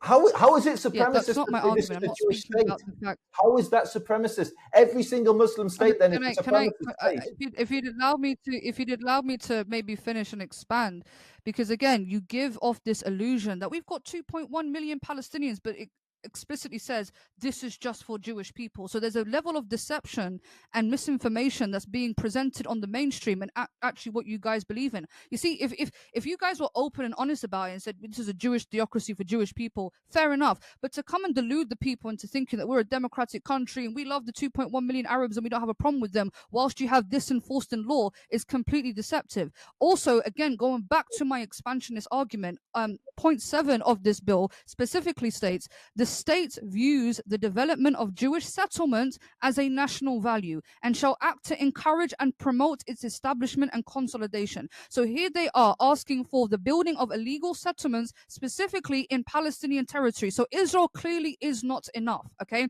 And the settlers that live in the West Bank are not all of them, but quite a large portion of them are influenced by this messianic Jewish, idea of the Messiah coming back, and it's very religiously fundamentalist, motivated. And this is the sort of people that they're dealing with. It's no different to ISIS claiming that they have to conquer the world because their interpretation of the Quran says so. We also have Jewish religious fundamentalists who are being backed by the Knesset, again, Smotrich, Ben Gvir.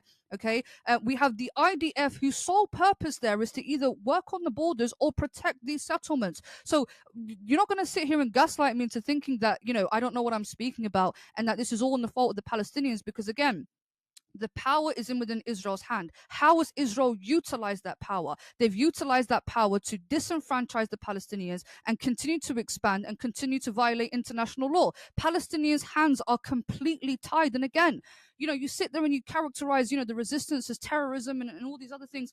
But why are we acting as if Palestinians haven't utilized peaceful means of resistance? Why are we not acting like in 2018 when Palestinians for a week peacefully protested along the Gaza-Israel border, were met with bullets and over 260 people were killed, kneecapped in order to completely disable them from resisting again? Me and you also met with each other in 2021 outside the Israeli embassy, where we were peacefully protesting for them to continuously stop building settlements and tearing down Palestinian homes. Nothing was done. 66 resolutions were passed in the United Nations in favor of Palestine. Your greatest ally, America, vetoed every single one of them. Okay, let's not act as if humanitarian organizations, human rights organizations have not picked up the Palestinian case and tried to present it to the international world and have not been completely undermined and ignored. They have utilized peaceful means of resistance. Nothing has happened. So unfortunately, again, it's a logical thing. There's cause and effects. I understand it's emotional for you, but if we're going to look at this from a logical perspective and we're going to look at this as a cycle,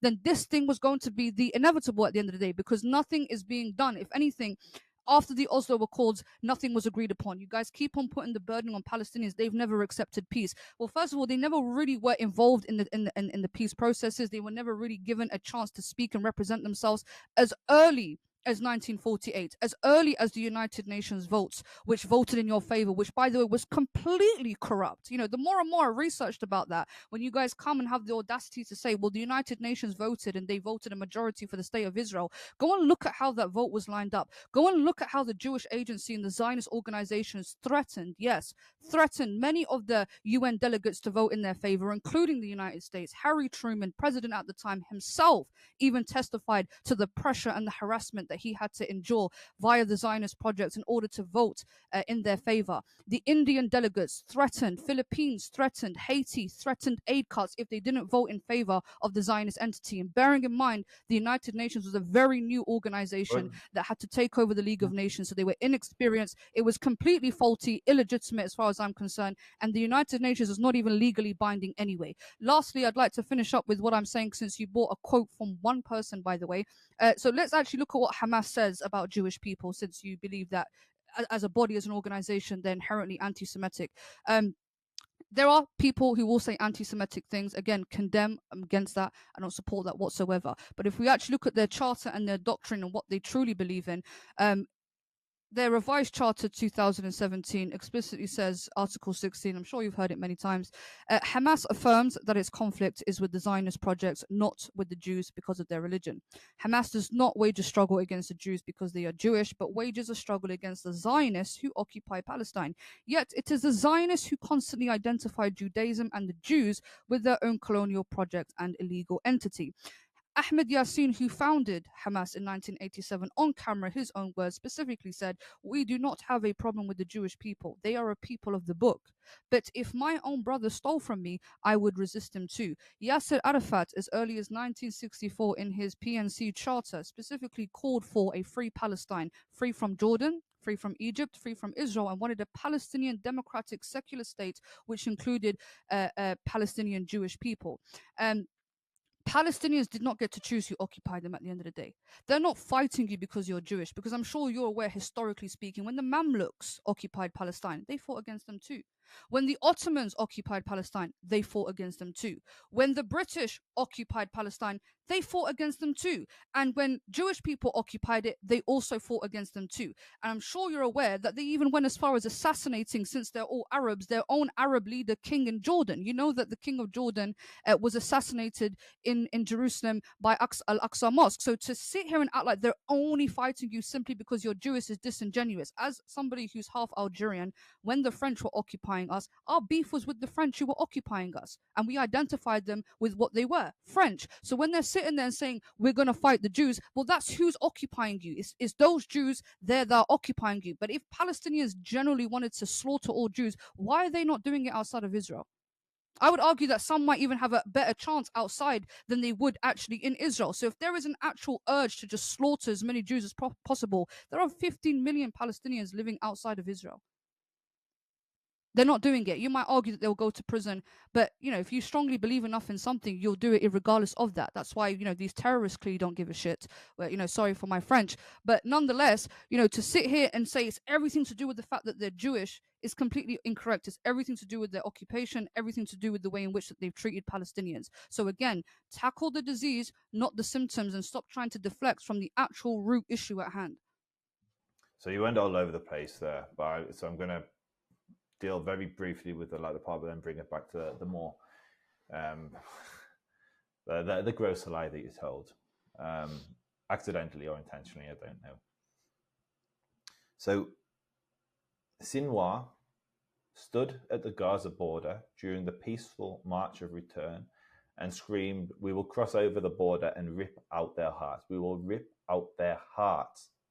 You had people then tearing down the fence and crossing into Israel with guns, with axes, with knives. The videos are all over social media. The presentation of the Great March of Return as peaceful is a corruption and a perversion of truth. Just like almost everything that you said is a corruption, a perversion of truth, and truthfully, a projection. You talk about supremacy and theocracies. Literally all of the states around Israel are theocracies, yet Israel is a democracy where there is religious freedom for all citizens. It's the only place where Baha'i are not persecuted in the Middle East. Be you Sunni or Shia, you have the same freedoms in Israel. The same freedoms. When we talk of a Jewish state, all we're talking about are the festivals, the language, the character. When we're talking about settlement, what that means is we call all of our settlements, all of our communities, Yeshuvim, settlements, be it over the Green Line or in Israel, be it Elat, be it Efrat, we call them by the same name. We've always used that language. We've used this language long before Arabic came to be spoken in the land, long before English came to be spoken in the land. We talked about our Yeshuvim, our settlements. There is a gross perversion of reality. You want to frame, like you talk about, if I want to be logical, if you could hold a logical argument, you would realize the cognitive dissonance that you've got. So the previous conversations we've had, either at Speaker's Corner online, you've complained about Israel being the gay capital of the Middle East, and how can you allow pride to happen there? It's an insult to Judaism. And then in the next breath, you're saying it's a theocracy, it's an extremist religious theocracy. It's like absurd. It's a democracy. You've called it a theocracy. Give me any religious laws. Give me one religious law, like in the state. Any halakha. Which of the halakhot apply to the state of Israel? Well, is it your court system based on the similar judges system of 12 people? So it's a model of your ancient forms of judges based on the 12 judges that you guys have. We know that gay people are not legally allowed to get married. It's not recognized. It is recognized. Again, you don't understand what you're talking. It's completely recognized. I have friends who have gay people get married. So what is the only law that Israel has continued?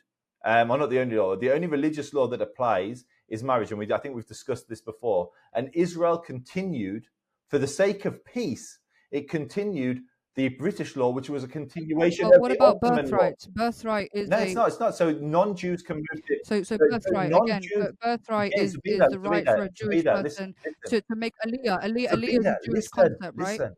To go back to Zabina, the listen. homeland. Birthright applies to non-Jews. If it was there are religious Jews want to stop. That's a bit of a mischaracterization. So non-Jew is a non-religious Jew, No, a but non-Jew, could be ethnically Jew, have a Jewish family member. non-Jew can move to Israel and have birthright. The laws of immigration are not based on religion; they're based on Nuremberg. They're based on the Nazi law. Whoever the Nazis would have killed has the right to move to Israel and seek sanctuary here. So those that are described as Jews by non-Jews. So if somebody was born in Australia and they're Jewish, can they Yes, utilize but if someone birthrights? is They've never not been Jewish, to Israel. They're Jewish. Listen to what I'm saying, Zabida. You'll learn something. Listen. The right of return applies to anyone who has a Jewish grandparent. It has nothing to do with who is religiously Jewish. Jewish law stipulates if you convert or have a Jewish mother, you are Jewish. So there were people who moved to Israel, so much so that some Russians moved here and set up a Nazi cell in Tel Aviv around 15 years ago. There were literal Nazis in Tel Aviv who weren't Jewish who moved here under the right of return. Right of return is not a religious law. It's a secular, ethnic, descent type law, which has nothing to do from a religious. So can a Palestinian have the right to return? So again, what did I just say? I said the right to return is based on anyone who has a Jewish grandparent. So a Palestinian who is a descendant of, I don't know, the Naksa, let's say 1967. So can they utilize birthright to return or the right of return? It's got nothing to do with religion. It's got nothing. You're describing it. I'm not saying it does. I'm asking you. Okay, so you've educated me. You said to me the right of return. Come on to the right of return. Yeah, cool. But you've educated me, and I just want clarification on this. We're arguing whether Israel is a theocracy. I'm showing how Jewish law has nothing to do with the right. I understand that. Okay, so we can come on to the right to return in a minute. Right. I want to deal with the. You said that Israel is a theocracy. So the only religious law that I'm aware of, I would say that there are two schools of thought. I would say that Israel, and I'm sure you can agree with me, internally is fractured. You have the secular left, and then you do have the right-wing Messianic, thought over there that do want to turn it. Like for instance, the Orthodox Jews. Is it a theocracy? You said it was a theocracy. I just want you to admit it isn't. I would say it's trying to be. It's definitely trying to be, and that's where you guys are clashing because you have those. Okay? Can I just clarify that? Because you have some Orthodox Jews, Jewish settlers, who do not recognize the government of Israel. They don't believe in it. They believe in the Torah and what the Torah says. If what they are proposing contradicts the Torah, they don't listen to it. They don't give a damn about it. So they're not in power. They're not the state. Yeah. They're not the government. It's not a theocracy. Yes, they have people who advocate for them who are in power. People like Ben Gvir and Smotrich are representatives of those type of people. So I would agree that Smotrich and Ben Gvir are religious Jews. You have a far-right coalition government who are but Israel, I just want you they're no different to ISIS. They're no different to religious. They're no different to ISIS in the way in which that. I just want you to admit, instead of going through all these sound bites, that you misspoke, and Israel is not a theocracy. I would say that it has. I think it's trying to be. So if the right people got into power, they would definitely turn into that. The only law that you can name, which is somehow religious, is a law that was created by the Ottomans. The British preserved it in the name of peace, and the Israelis then preserved it in the name of peace. Well, like I said, in the Likud Charter in 1977, because the audience may not be aware of that law. That law is the religious communities of Israel determine who can marry who. So Christians determine who Christians can marry, Muslims determine who Muslims can marry, and Jews determine who Jews can marry. And each of the leaders of those religious communities, the institutions, determine the laws. And there is it was not created by Israel. But like I said, in the name of peace. It's not to do with Jewish law, because that has nothing to do with Jewish law. Judaism doesn't talk of Christians or Islam because they came much later. They are rebellious children. And so I just wanted to admit that it really depends upon. I just want to see if you're big enough to admit that you misspoke. Okay, so again, I think that it largely depends on who gets into power. I don't know why you're being disingenuous here. I know that if some of those crazies. Well, 1 second. I know some of those crazies, right? Because you have fundamentalists in your community. If they got into power, it has the potential of turning into a theocracy. Like I said, with the Likud Charter Party, okay, in their charter, it explicitly says from the Jordan River to the Mediterranean Sea, it will only be. Can I finish? No, Can I no. finish? Because What you're that saying is statement in the absurd. charter, that statement in the charter of only. Okay, it's not absurd. Okay, You're again, describing when you Israel guys a have the democracy as a audacity, when theocracy. you It's guys the have, can only I finish, democracy please? in the Can I finish, region. please? Can I finish, please? Can I finish, please? When you guys have the chutzpah to come and say, "Oh, Palestinians, when they invoke from the river to the sea, this is a genocidal statement," that is what you call projection. Because who actually controls the borders from the river to the sea? It is Israel. Israel controls everything from the Jordan River to the Mediterranean Sea. But then you want to make the accusations that Palestinians want to do that whilst you're actively doing it. Again, it's in the Likud Party Charter, which explicitly says from the Jordan River to the Mediterranean Sea will only be Israeli sovereignty. Where do you think they got that from? They got that from the Torah. When God defines the borders of Abraham's children, I think it's in Genesis or Exodus, where he explicitly says and goes as far as Iraq to the River Nile. This will be the borders for the children of Israel. You guys don't call it the West Bank; you call it Judea and Samaria. Okay, even politicians have used biblical terms to define the West Bank. Okay. And again, people like Ben Gvir, who was a religious extremist fundamentalist, okay, and as I've just read to you the law that literally says that they want to, again, establish more settlements. Let me just read it again so you understand. The state views the development of Jewish settlements as a national value and an act to encourage and promote establishment and consolidation. Again, they want to populate these areas in order, and some may differ. Some are secularists. Some want a secular Israel, okay, which is cool. And then you have those who want a theocratical Israel. You cannot sit here and deny that there are not religious fundamentalists the same way that we have in our own community. You know, fundamentalists are not just Muslims, by the way, right? We keep on hearing this Muslim extremist narrative, and we're forgetting about Christian extremists who are only supporting you because of their own weird interpretation of end time prophecies. You have Jewish extremists, again, who also want to establish a mimic of biblical Israel. So let's not sit here and just act like these crazies don't exist in these communities. And if given positions of power, we don't know what they could do. This is what I find fascinating. When we talk about Muslim extremists, we're not talking about Muslims.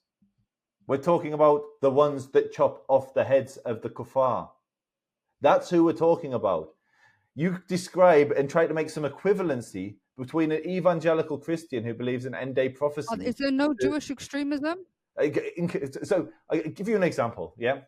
On the 7th of October, they took, the butchers took the corpse of Shani Luke back into Gaza, and crowds descended on the corpse and beat it and spit it as it was taken through the streets. Every single time Jews, not every single time, but when Jews wander into the wrong neighborhoods, they can be butchered and crowds will cheer. And it's not just the slaughter of Jews, by the way. It's not just the slaughter of Jews. There have been Palestinians. Have you seen the way that settlers behave in the West Bank? Literally, throwing Zabida, stones, poisoning the well, Zabida, burning olive trees. Zabida, I go there. Unlike you, I actually see with my eyes what happens. You get your news from Al Jazeera, from Twitter, from Bitsalem, wherever. Are you denying these things happen? On the ground, I see it. So I'm not denying there are extremes. I understand that, but are you denying these things don't happen at all? Listen to what I'm saying. I accept that there are extremists in my camp. The difference is my extremists in my camp are not going around and beheading the kuffar. We're not going around doing that. Like when our extremists, yes, there are Jews who use racist language. There are even, tragically, Jews who've carried out barbaric acts, and we know them. And we've debated about them because you have to go back 30 years. You have to go to Baruch Goldstein, or you have, like, there's one or two instances of Jews carrying out acts that are comparable to something that's happening on a daily basis. Boko Haram, Al-Shabaab, Hamas, Palestinian Islamic Jihad, Hezbollah, the Houthis. I can literally name group after group which butcher civilians, and while they do it, scream out, God is great, Alhamdulillah, all praise be to God. And these savages that do this disgrace Islam, they disgrace Muhammad, and they disgrace the Ummah. And it's tragic to see rational Muslims coming out and trying to defend or make an equivalency between them and some Bible Belt Christian in America. Okay, so can I answer that? So again, you keep on talking about terrorist, okay? Well, let's actually define what a terrorist is. The legal definition of a terrorist is the unlawful use of violence and intimidation against civilians in order to promote political aims. Has the IDF killed civilians? Yes. Has the IDF intimidated civilians? near enough every day. Have they done it in order to promote political aims? Yes, the political aim is the state of Israel, which was founded upon a political ideology. So that definition is continuously being weaponized and misused, and being used on other people in order to delegitimize their resistance and just say, well, this is just simply terrorism. These guys are a bunch of Islamic fundamentalists. Forget about what they're fighting about. Just, demonize them. And this is a strategy that the Zionists have been using for many years, by the way. Any form of resistance, they have just minimized it to Islamic terrorism. And this is what you've essentially fed to the Western world. And then this is why things like Islamophobia exist, because you conflate resistance against occupation to Islamic fundamentalism. You think that Hamas and ISIS and Al Qaeda are all one and the same, and they're not. ISIS is a genuine terrorist group. They are actually sick, barbaric, fighting for nothing. Hamas was born out of resistance. Hamas's origins was rooted in fighting against occupation. Does everything that they do, their individual acts, do I agree with? Absolutely not. But the basis of why they exist is completely understandable from an occupation perspective. Now, let's actually go into terrorism within that region. The first ever terrorist attack to ever happen in the Middle East, let alone Palestine, was done by Zionist Jews. It was done by groups like the Argon, like the Lehi, like the Haganah. I challenge you to bring me any terrorist attack that was done before the state of Israel. And even the British defined them as such. They'd never seen something of that scale in that time, and the way in which that they bombed the King David Hotel, and the way in which that they bombed Arab cafes. I would refer to you and the audience to a document called the Black Paper, which was a commission's report written by Palestinians, which detailed the amount of terrorist attacks that were committed by the Zionist Jewish underground organizations, who later formed the IDF, by the way. Okay, the IDF was born out of these groups. When these groups were, dismembered and proscribed, they then tried to rebrand themselves and started to become IDF members. And we know that even ex-presidents and prime ministers were also a part of these proscribed terrorist groups who committed complete acts of brutality. The first, what you guys call the Palestinian terrorist attack, when it came to plane hijacking and stuff, didn't start until the 1960s. And the first quote-unquote Islamic terrorist attack did not incur until the 1970s. So to sit here and act as if Jewish people don't have a part to play in these extreme acts of violence is simply not true.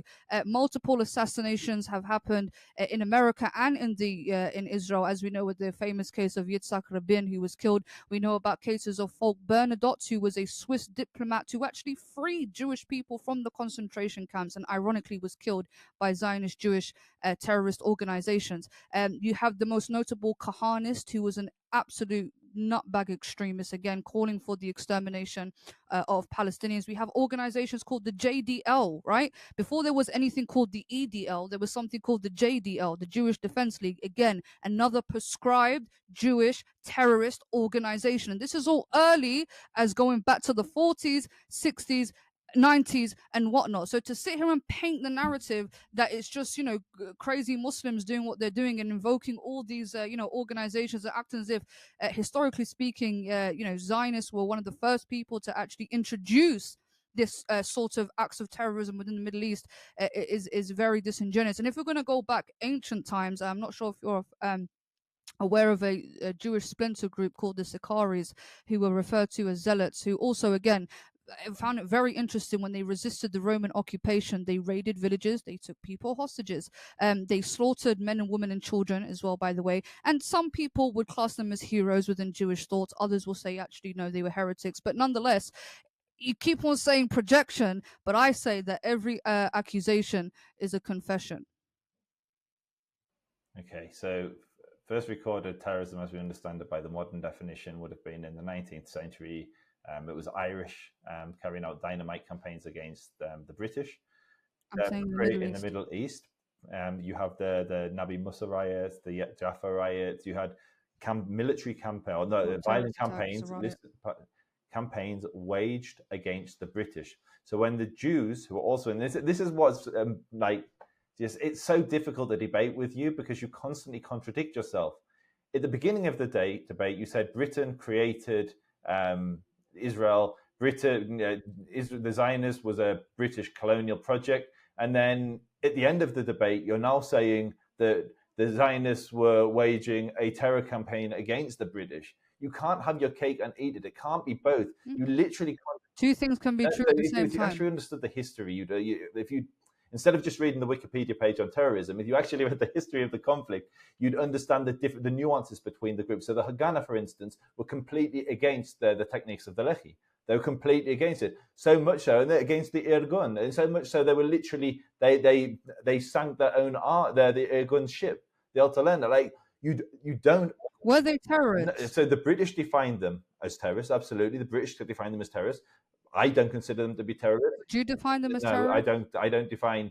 I'm not No? going to say every single Jew who lived there was not. Even though they commit acts of So, terror, for killed instance, the innocent most people, famous one no? being the King David Hotel, the bombing of the hotel. So that was a military headquarters. Well, there were others. They Listen, kidnapped British soldiers, tortured them. They listen, bombed Red Crescent listen, hospitals. Sabina, listen. You ask me a question, then I respond, and then you. Sure, Um, sure. So I they apologize. targeted military institutions. They targeted the military. They were fighting what they believed was a liberation movement. They were liberating. It was an anti-colonial liberation movement. They were fighting the colonial power in the same way that you believe the Palestinians are fighting the colonial power, which is insane because it's literally the indigenous people. You talk about, like, I forgot what you mentioned earlier, but literally everything with, like, I can't take two footsteps here without bumping into Jewish history. Like, I can't walk through a field without finding a Jewish relic. Like, Jewish history is everywhere here. Our continued presence on this land is irrefutable, and describe this as a colonial movement is a perversion again of the truth. But there's no projection here. When people talk about Islamic extremists, we're not talking about devout Muslims who fast on Ramadan, who go to the masjid 5 times a day. That's not who we're talking about. Yet you made the equivalency with Christians who believe in end-day prophecies. It's a bizarre stance to take, to equate ISIS with a pastor in the south. Like, you can literally name the Jewish terrorists on your hand, and you did so.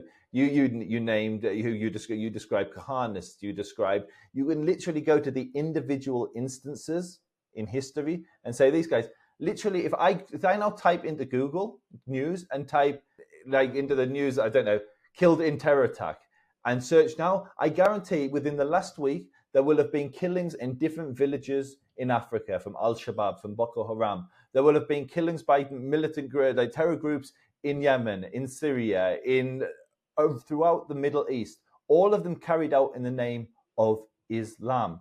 We call them Islamic extremists because they scream Allahu Akbar. They disgrace our God. We pray to the same God. Can you imagine the judgment they will get on Judgment Day for murdering a baby and screaming Alhamdulillah, Allahu Akbar at the same time? They have disgraced the name of Islam. And nobody is calling, well, I'm sure there are people calling, but I'm certainly not calling a devout Muslim an extremist. I actually respect devout Muslims. I draw inspiration. I nearly bought a house here in Israel at one point, which was not so far from the local minaret on the mosque. And I was looking forward to being woken up at night woken up at dawn by the call to prayer, because it would inspire me to pray at dawn, because I don't pray at dawn, and we should. It's preferable as Jews to do that. We're not bound by law. We can just pray in the morning, but it's preferable to pray at dawn. I draw inspiration from devout Muslims. So when we talk of extremism, we're talking about those who butcher in the name of Islam. And they have disgraced Islam, not Zionists who are spreading disinformation or whatever you claim.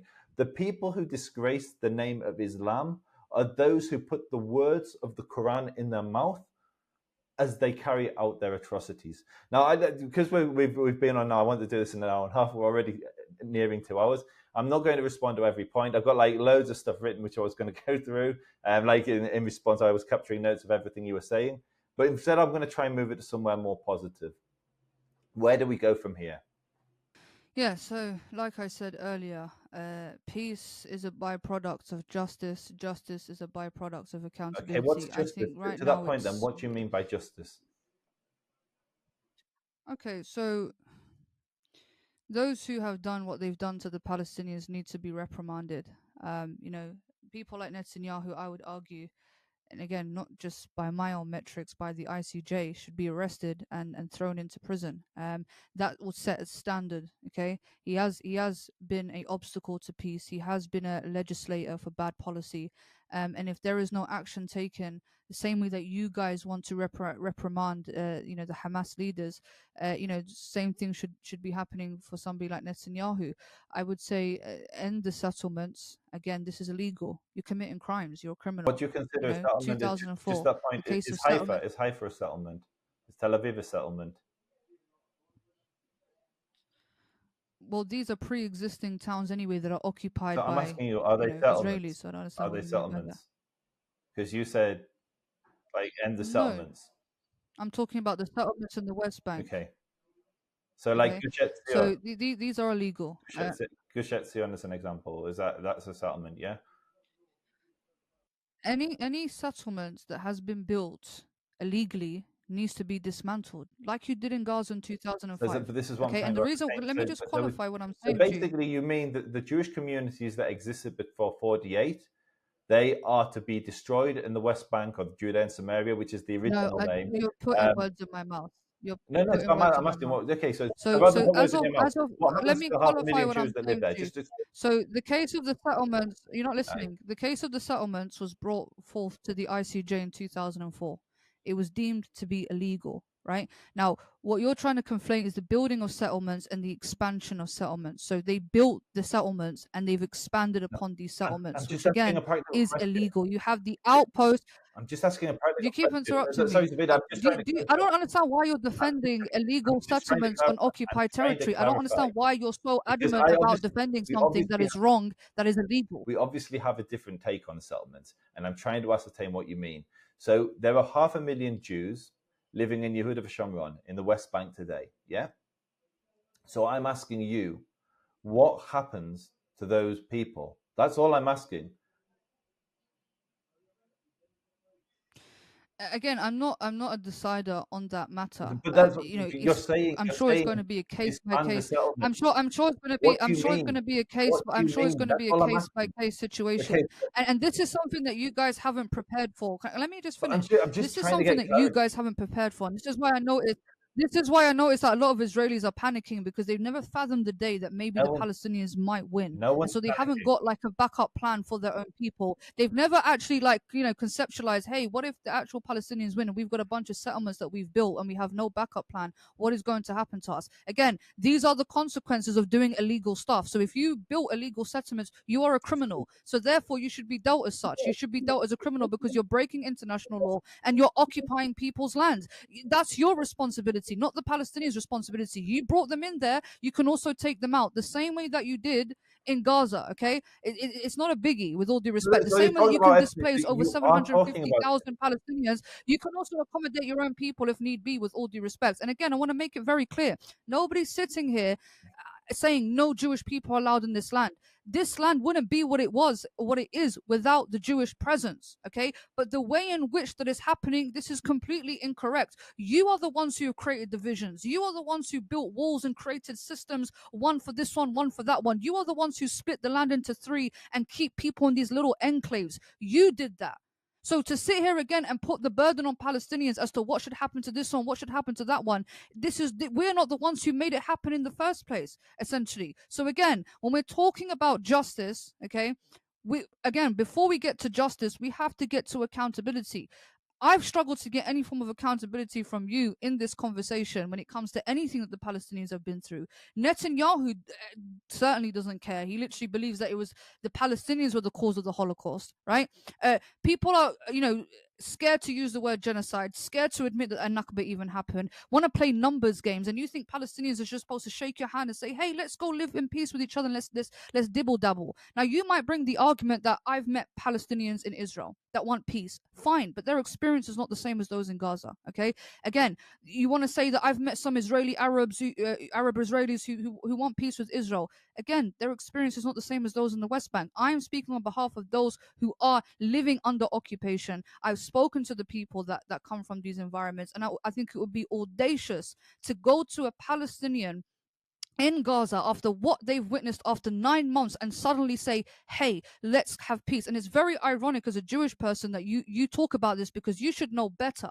This is what the Jews got. When World War II happened, there was a whole process called denazification where they specifically dismantled the Nazi ideology. They specifically prosecuted those people that were involved, to the point where you guys even hanged one of them in 1964. You hunted him down all the way from Argentina to make sure that there was justice served for those people that he killed.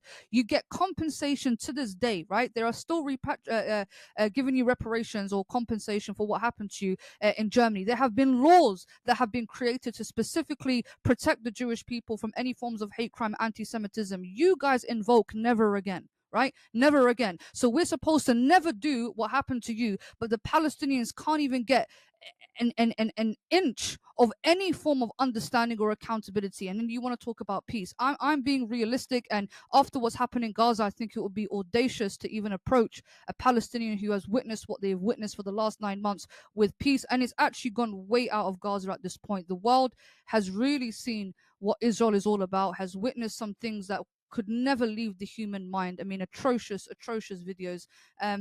And I think we've gone past that point. I think right now there needs to be a ceasefire. There needs to be an end to the conflict. Humanitarian aid needs to get to Gaza.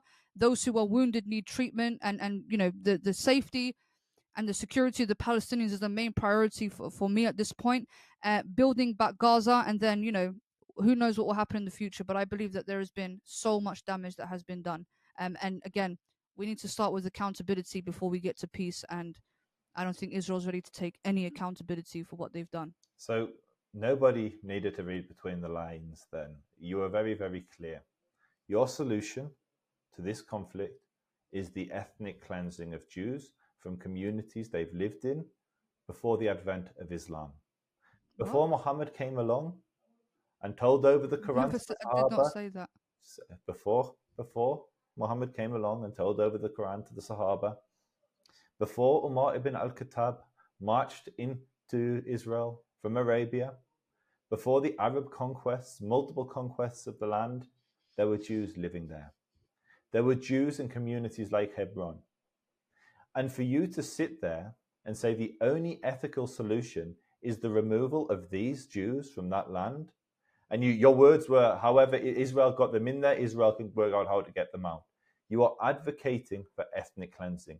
Any solution that anyone proposes that creates refugees, in my mind, is an immoral solution. I would not sit here and say we need to remove the Arabs from Israel. Heaven forbid. The Arabs have every right to live in Israel and have the right to the same privileges that the Jews have, that the Christians, the Muslims, the Jews, whomever they are. They are all equal under the law. In contrast, under the Palestinian Authority, Jews are barred from citizenship. If an Arab sells their house to a Jew, they face death or jail. Your solution is not just. Your solution is the fate of the Jews throughout our history under various religions, Christianity, Islam. Your solution is yet again the ethnic cleansing of Jews from an area. And that is not just. A just solution would be that the Jews and the Arabs who live there remain there. That would be a just solution. They find a way to coexist. But you weren't talking language of coexistence. You were talking language of accountability and justice. And when pressed, what do you mean? Your response was ultimately ethnic cleansing. And anyone who listened to what you said heard it loud and clear. The Jews need to leave. Zabida, never again. We have a state today, and we will fight to our last man and our last breath that we will not be ethnically cleansed from this land. We have no other land. We have nowhere else to go. We're tired of relying on others to save us. Today, we save ourselves. When Hamas rise up and murder our grandparents and our children, we fight back. We don't beg Muslim leaders to save us from Hamas. We don't beg America or Europe to come to our defense. No, we stand against those that seek to cut us down. And so far, all praise be to God, we have absolutely smashed each one of those that rose up to destroy us. When 5 Arab armies invaded Israel in 1948, we repelled them. It was one rifle for every 3 soldiers against some of the best equipped militaries in the region, and we repelled them. And we'll repel them again and again and again because we have no alternative. Never again for the Jewish people means never again. I pray for the day that Jews and Muslims can coexist in all of the territory that we would have once called British Mandatory Palestine. I pray for that day. I pray that Palestinian society goes through a denazification process, just like the Germans did.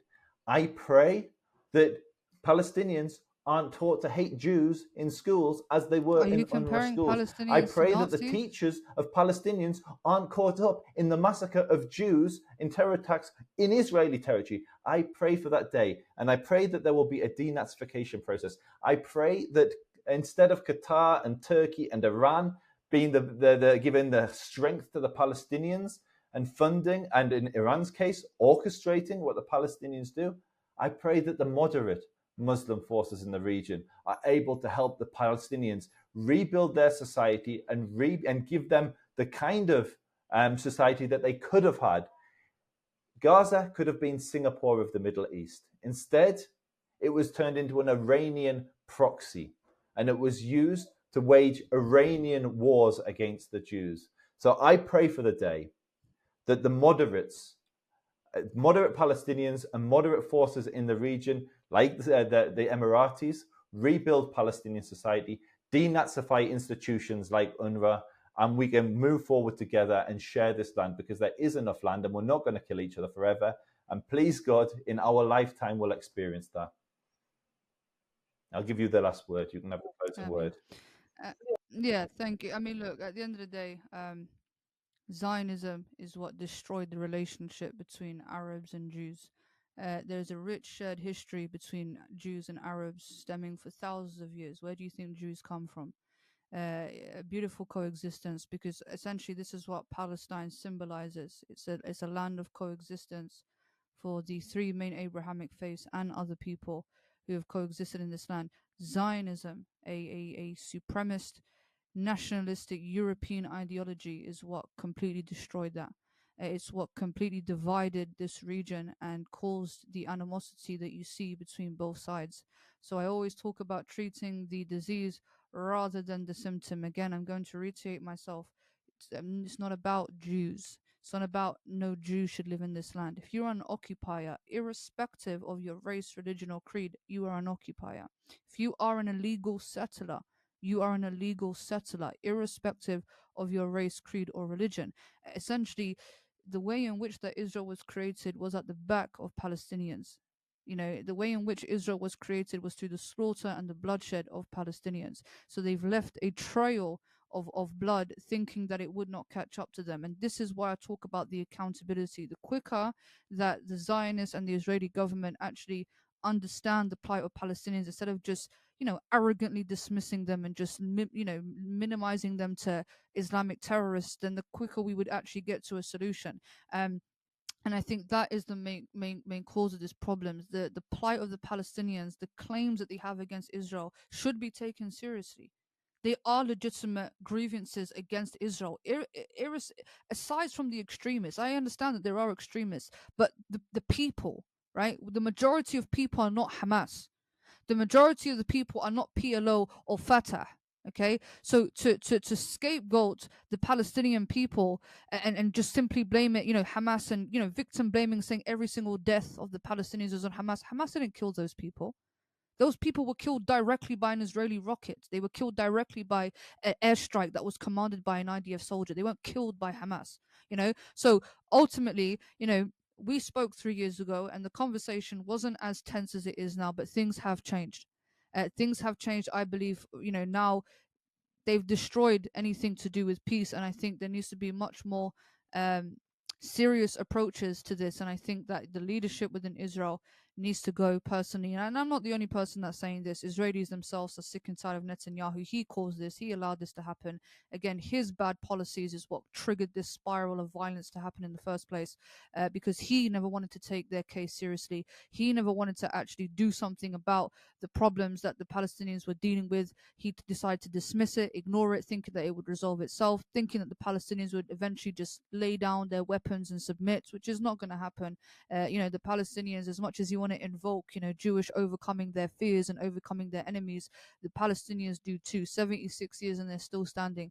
76 years and a Nakba and an ethnic cleansing and a land grab and everything, and they're still standing. So Palestinians also should not be underestimated. And what makes this different is the whole world is watching. Zionism, I would say, is a failed concept. I think it's endangered Jewish people more than it's helped Jewish people. I think it's put Jewish lives more in risk and left them more vulnerable than they were before. The idea of, again, re-establishing a Jewish homeland on preoccupied people, I just think is illogical. Jewish people living in the land just like everybody else, fine. But doing this separation, apartheid sort of, situation is just not working. It's failed at the end of the day. As much as you sit here and say Israel's going to stay, that whole region hasn't seen peace since it's been created. I'm sorry. You've created too many enemies out of your neighbors, which isn't a good thing for any country. You haven't done anything to resolve the grievances of the Palestinians. Some people will say, oh, 1948 was a thing of the past, same thing like slavery was a thing of the past and whatnot. But in the case of Israel, it's not a thing of the past. It's still happening. It's still ongoing. And I would argue that you've been set up to fail. The colonialists, the British and the Americans who pump you with weaponry have set you up to fail. They've given you this illusion that you would be able to sustain yourself there long term. And by the way, as much as you guys are advancing, your neighbors are advancing too, right? Lebanon is advancing. Iran is advancing. Egypt's got a good stock of weaponry. And I'm not sitting here saying that something should happen to you, but with the bad policies, you isolate yourself. You make yourself more vulnerable, and you're setting your people up to fail by not doing the right thing. And at the end, the only main people that suffer are the innocent Palestinians and the innocent Jewish community. So, I mean, that's my last words, to be honest with you. Again, justice is a byproduct, peace is a byproduct of justice. Justice is a byproduct of accountability. We're still stuck on accountability. Okay. Where can people find you? Your socials. So Zubayd Al Arabiya is my YouTube channel, Zubayd Al Arabiya on TikTok. I'm sure your audience would not really, come to my stuff, but either way, for those who'd like to check me out, that's my stuff. Right. Thanks for coming on. And it did get heated, but that is understandable.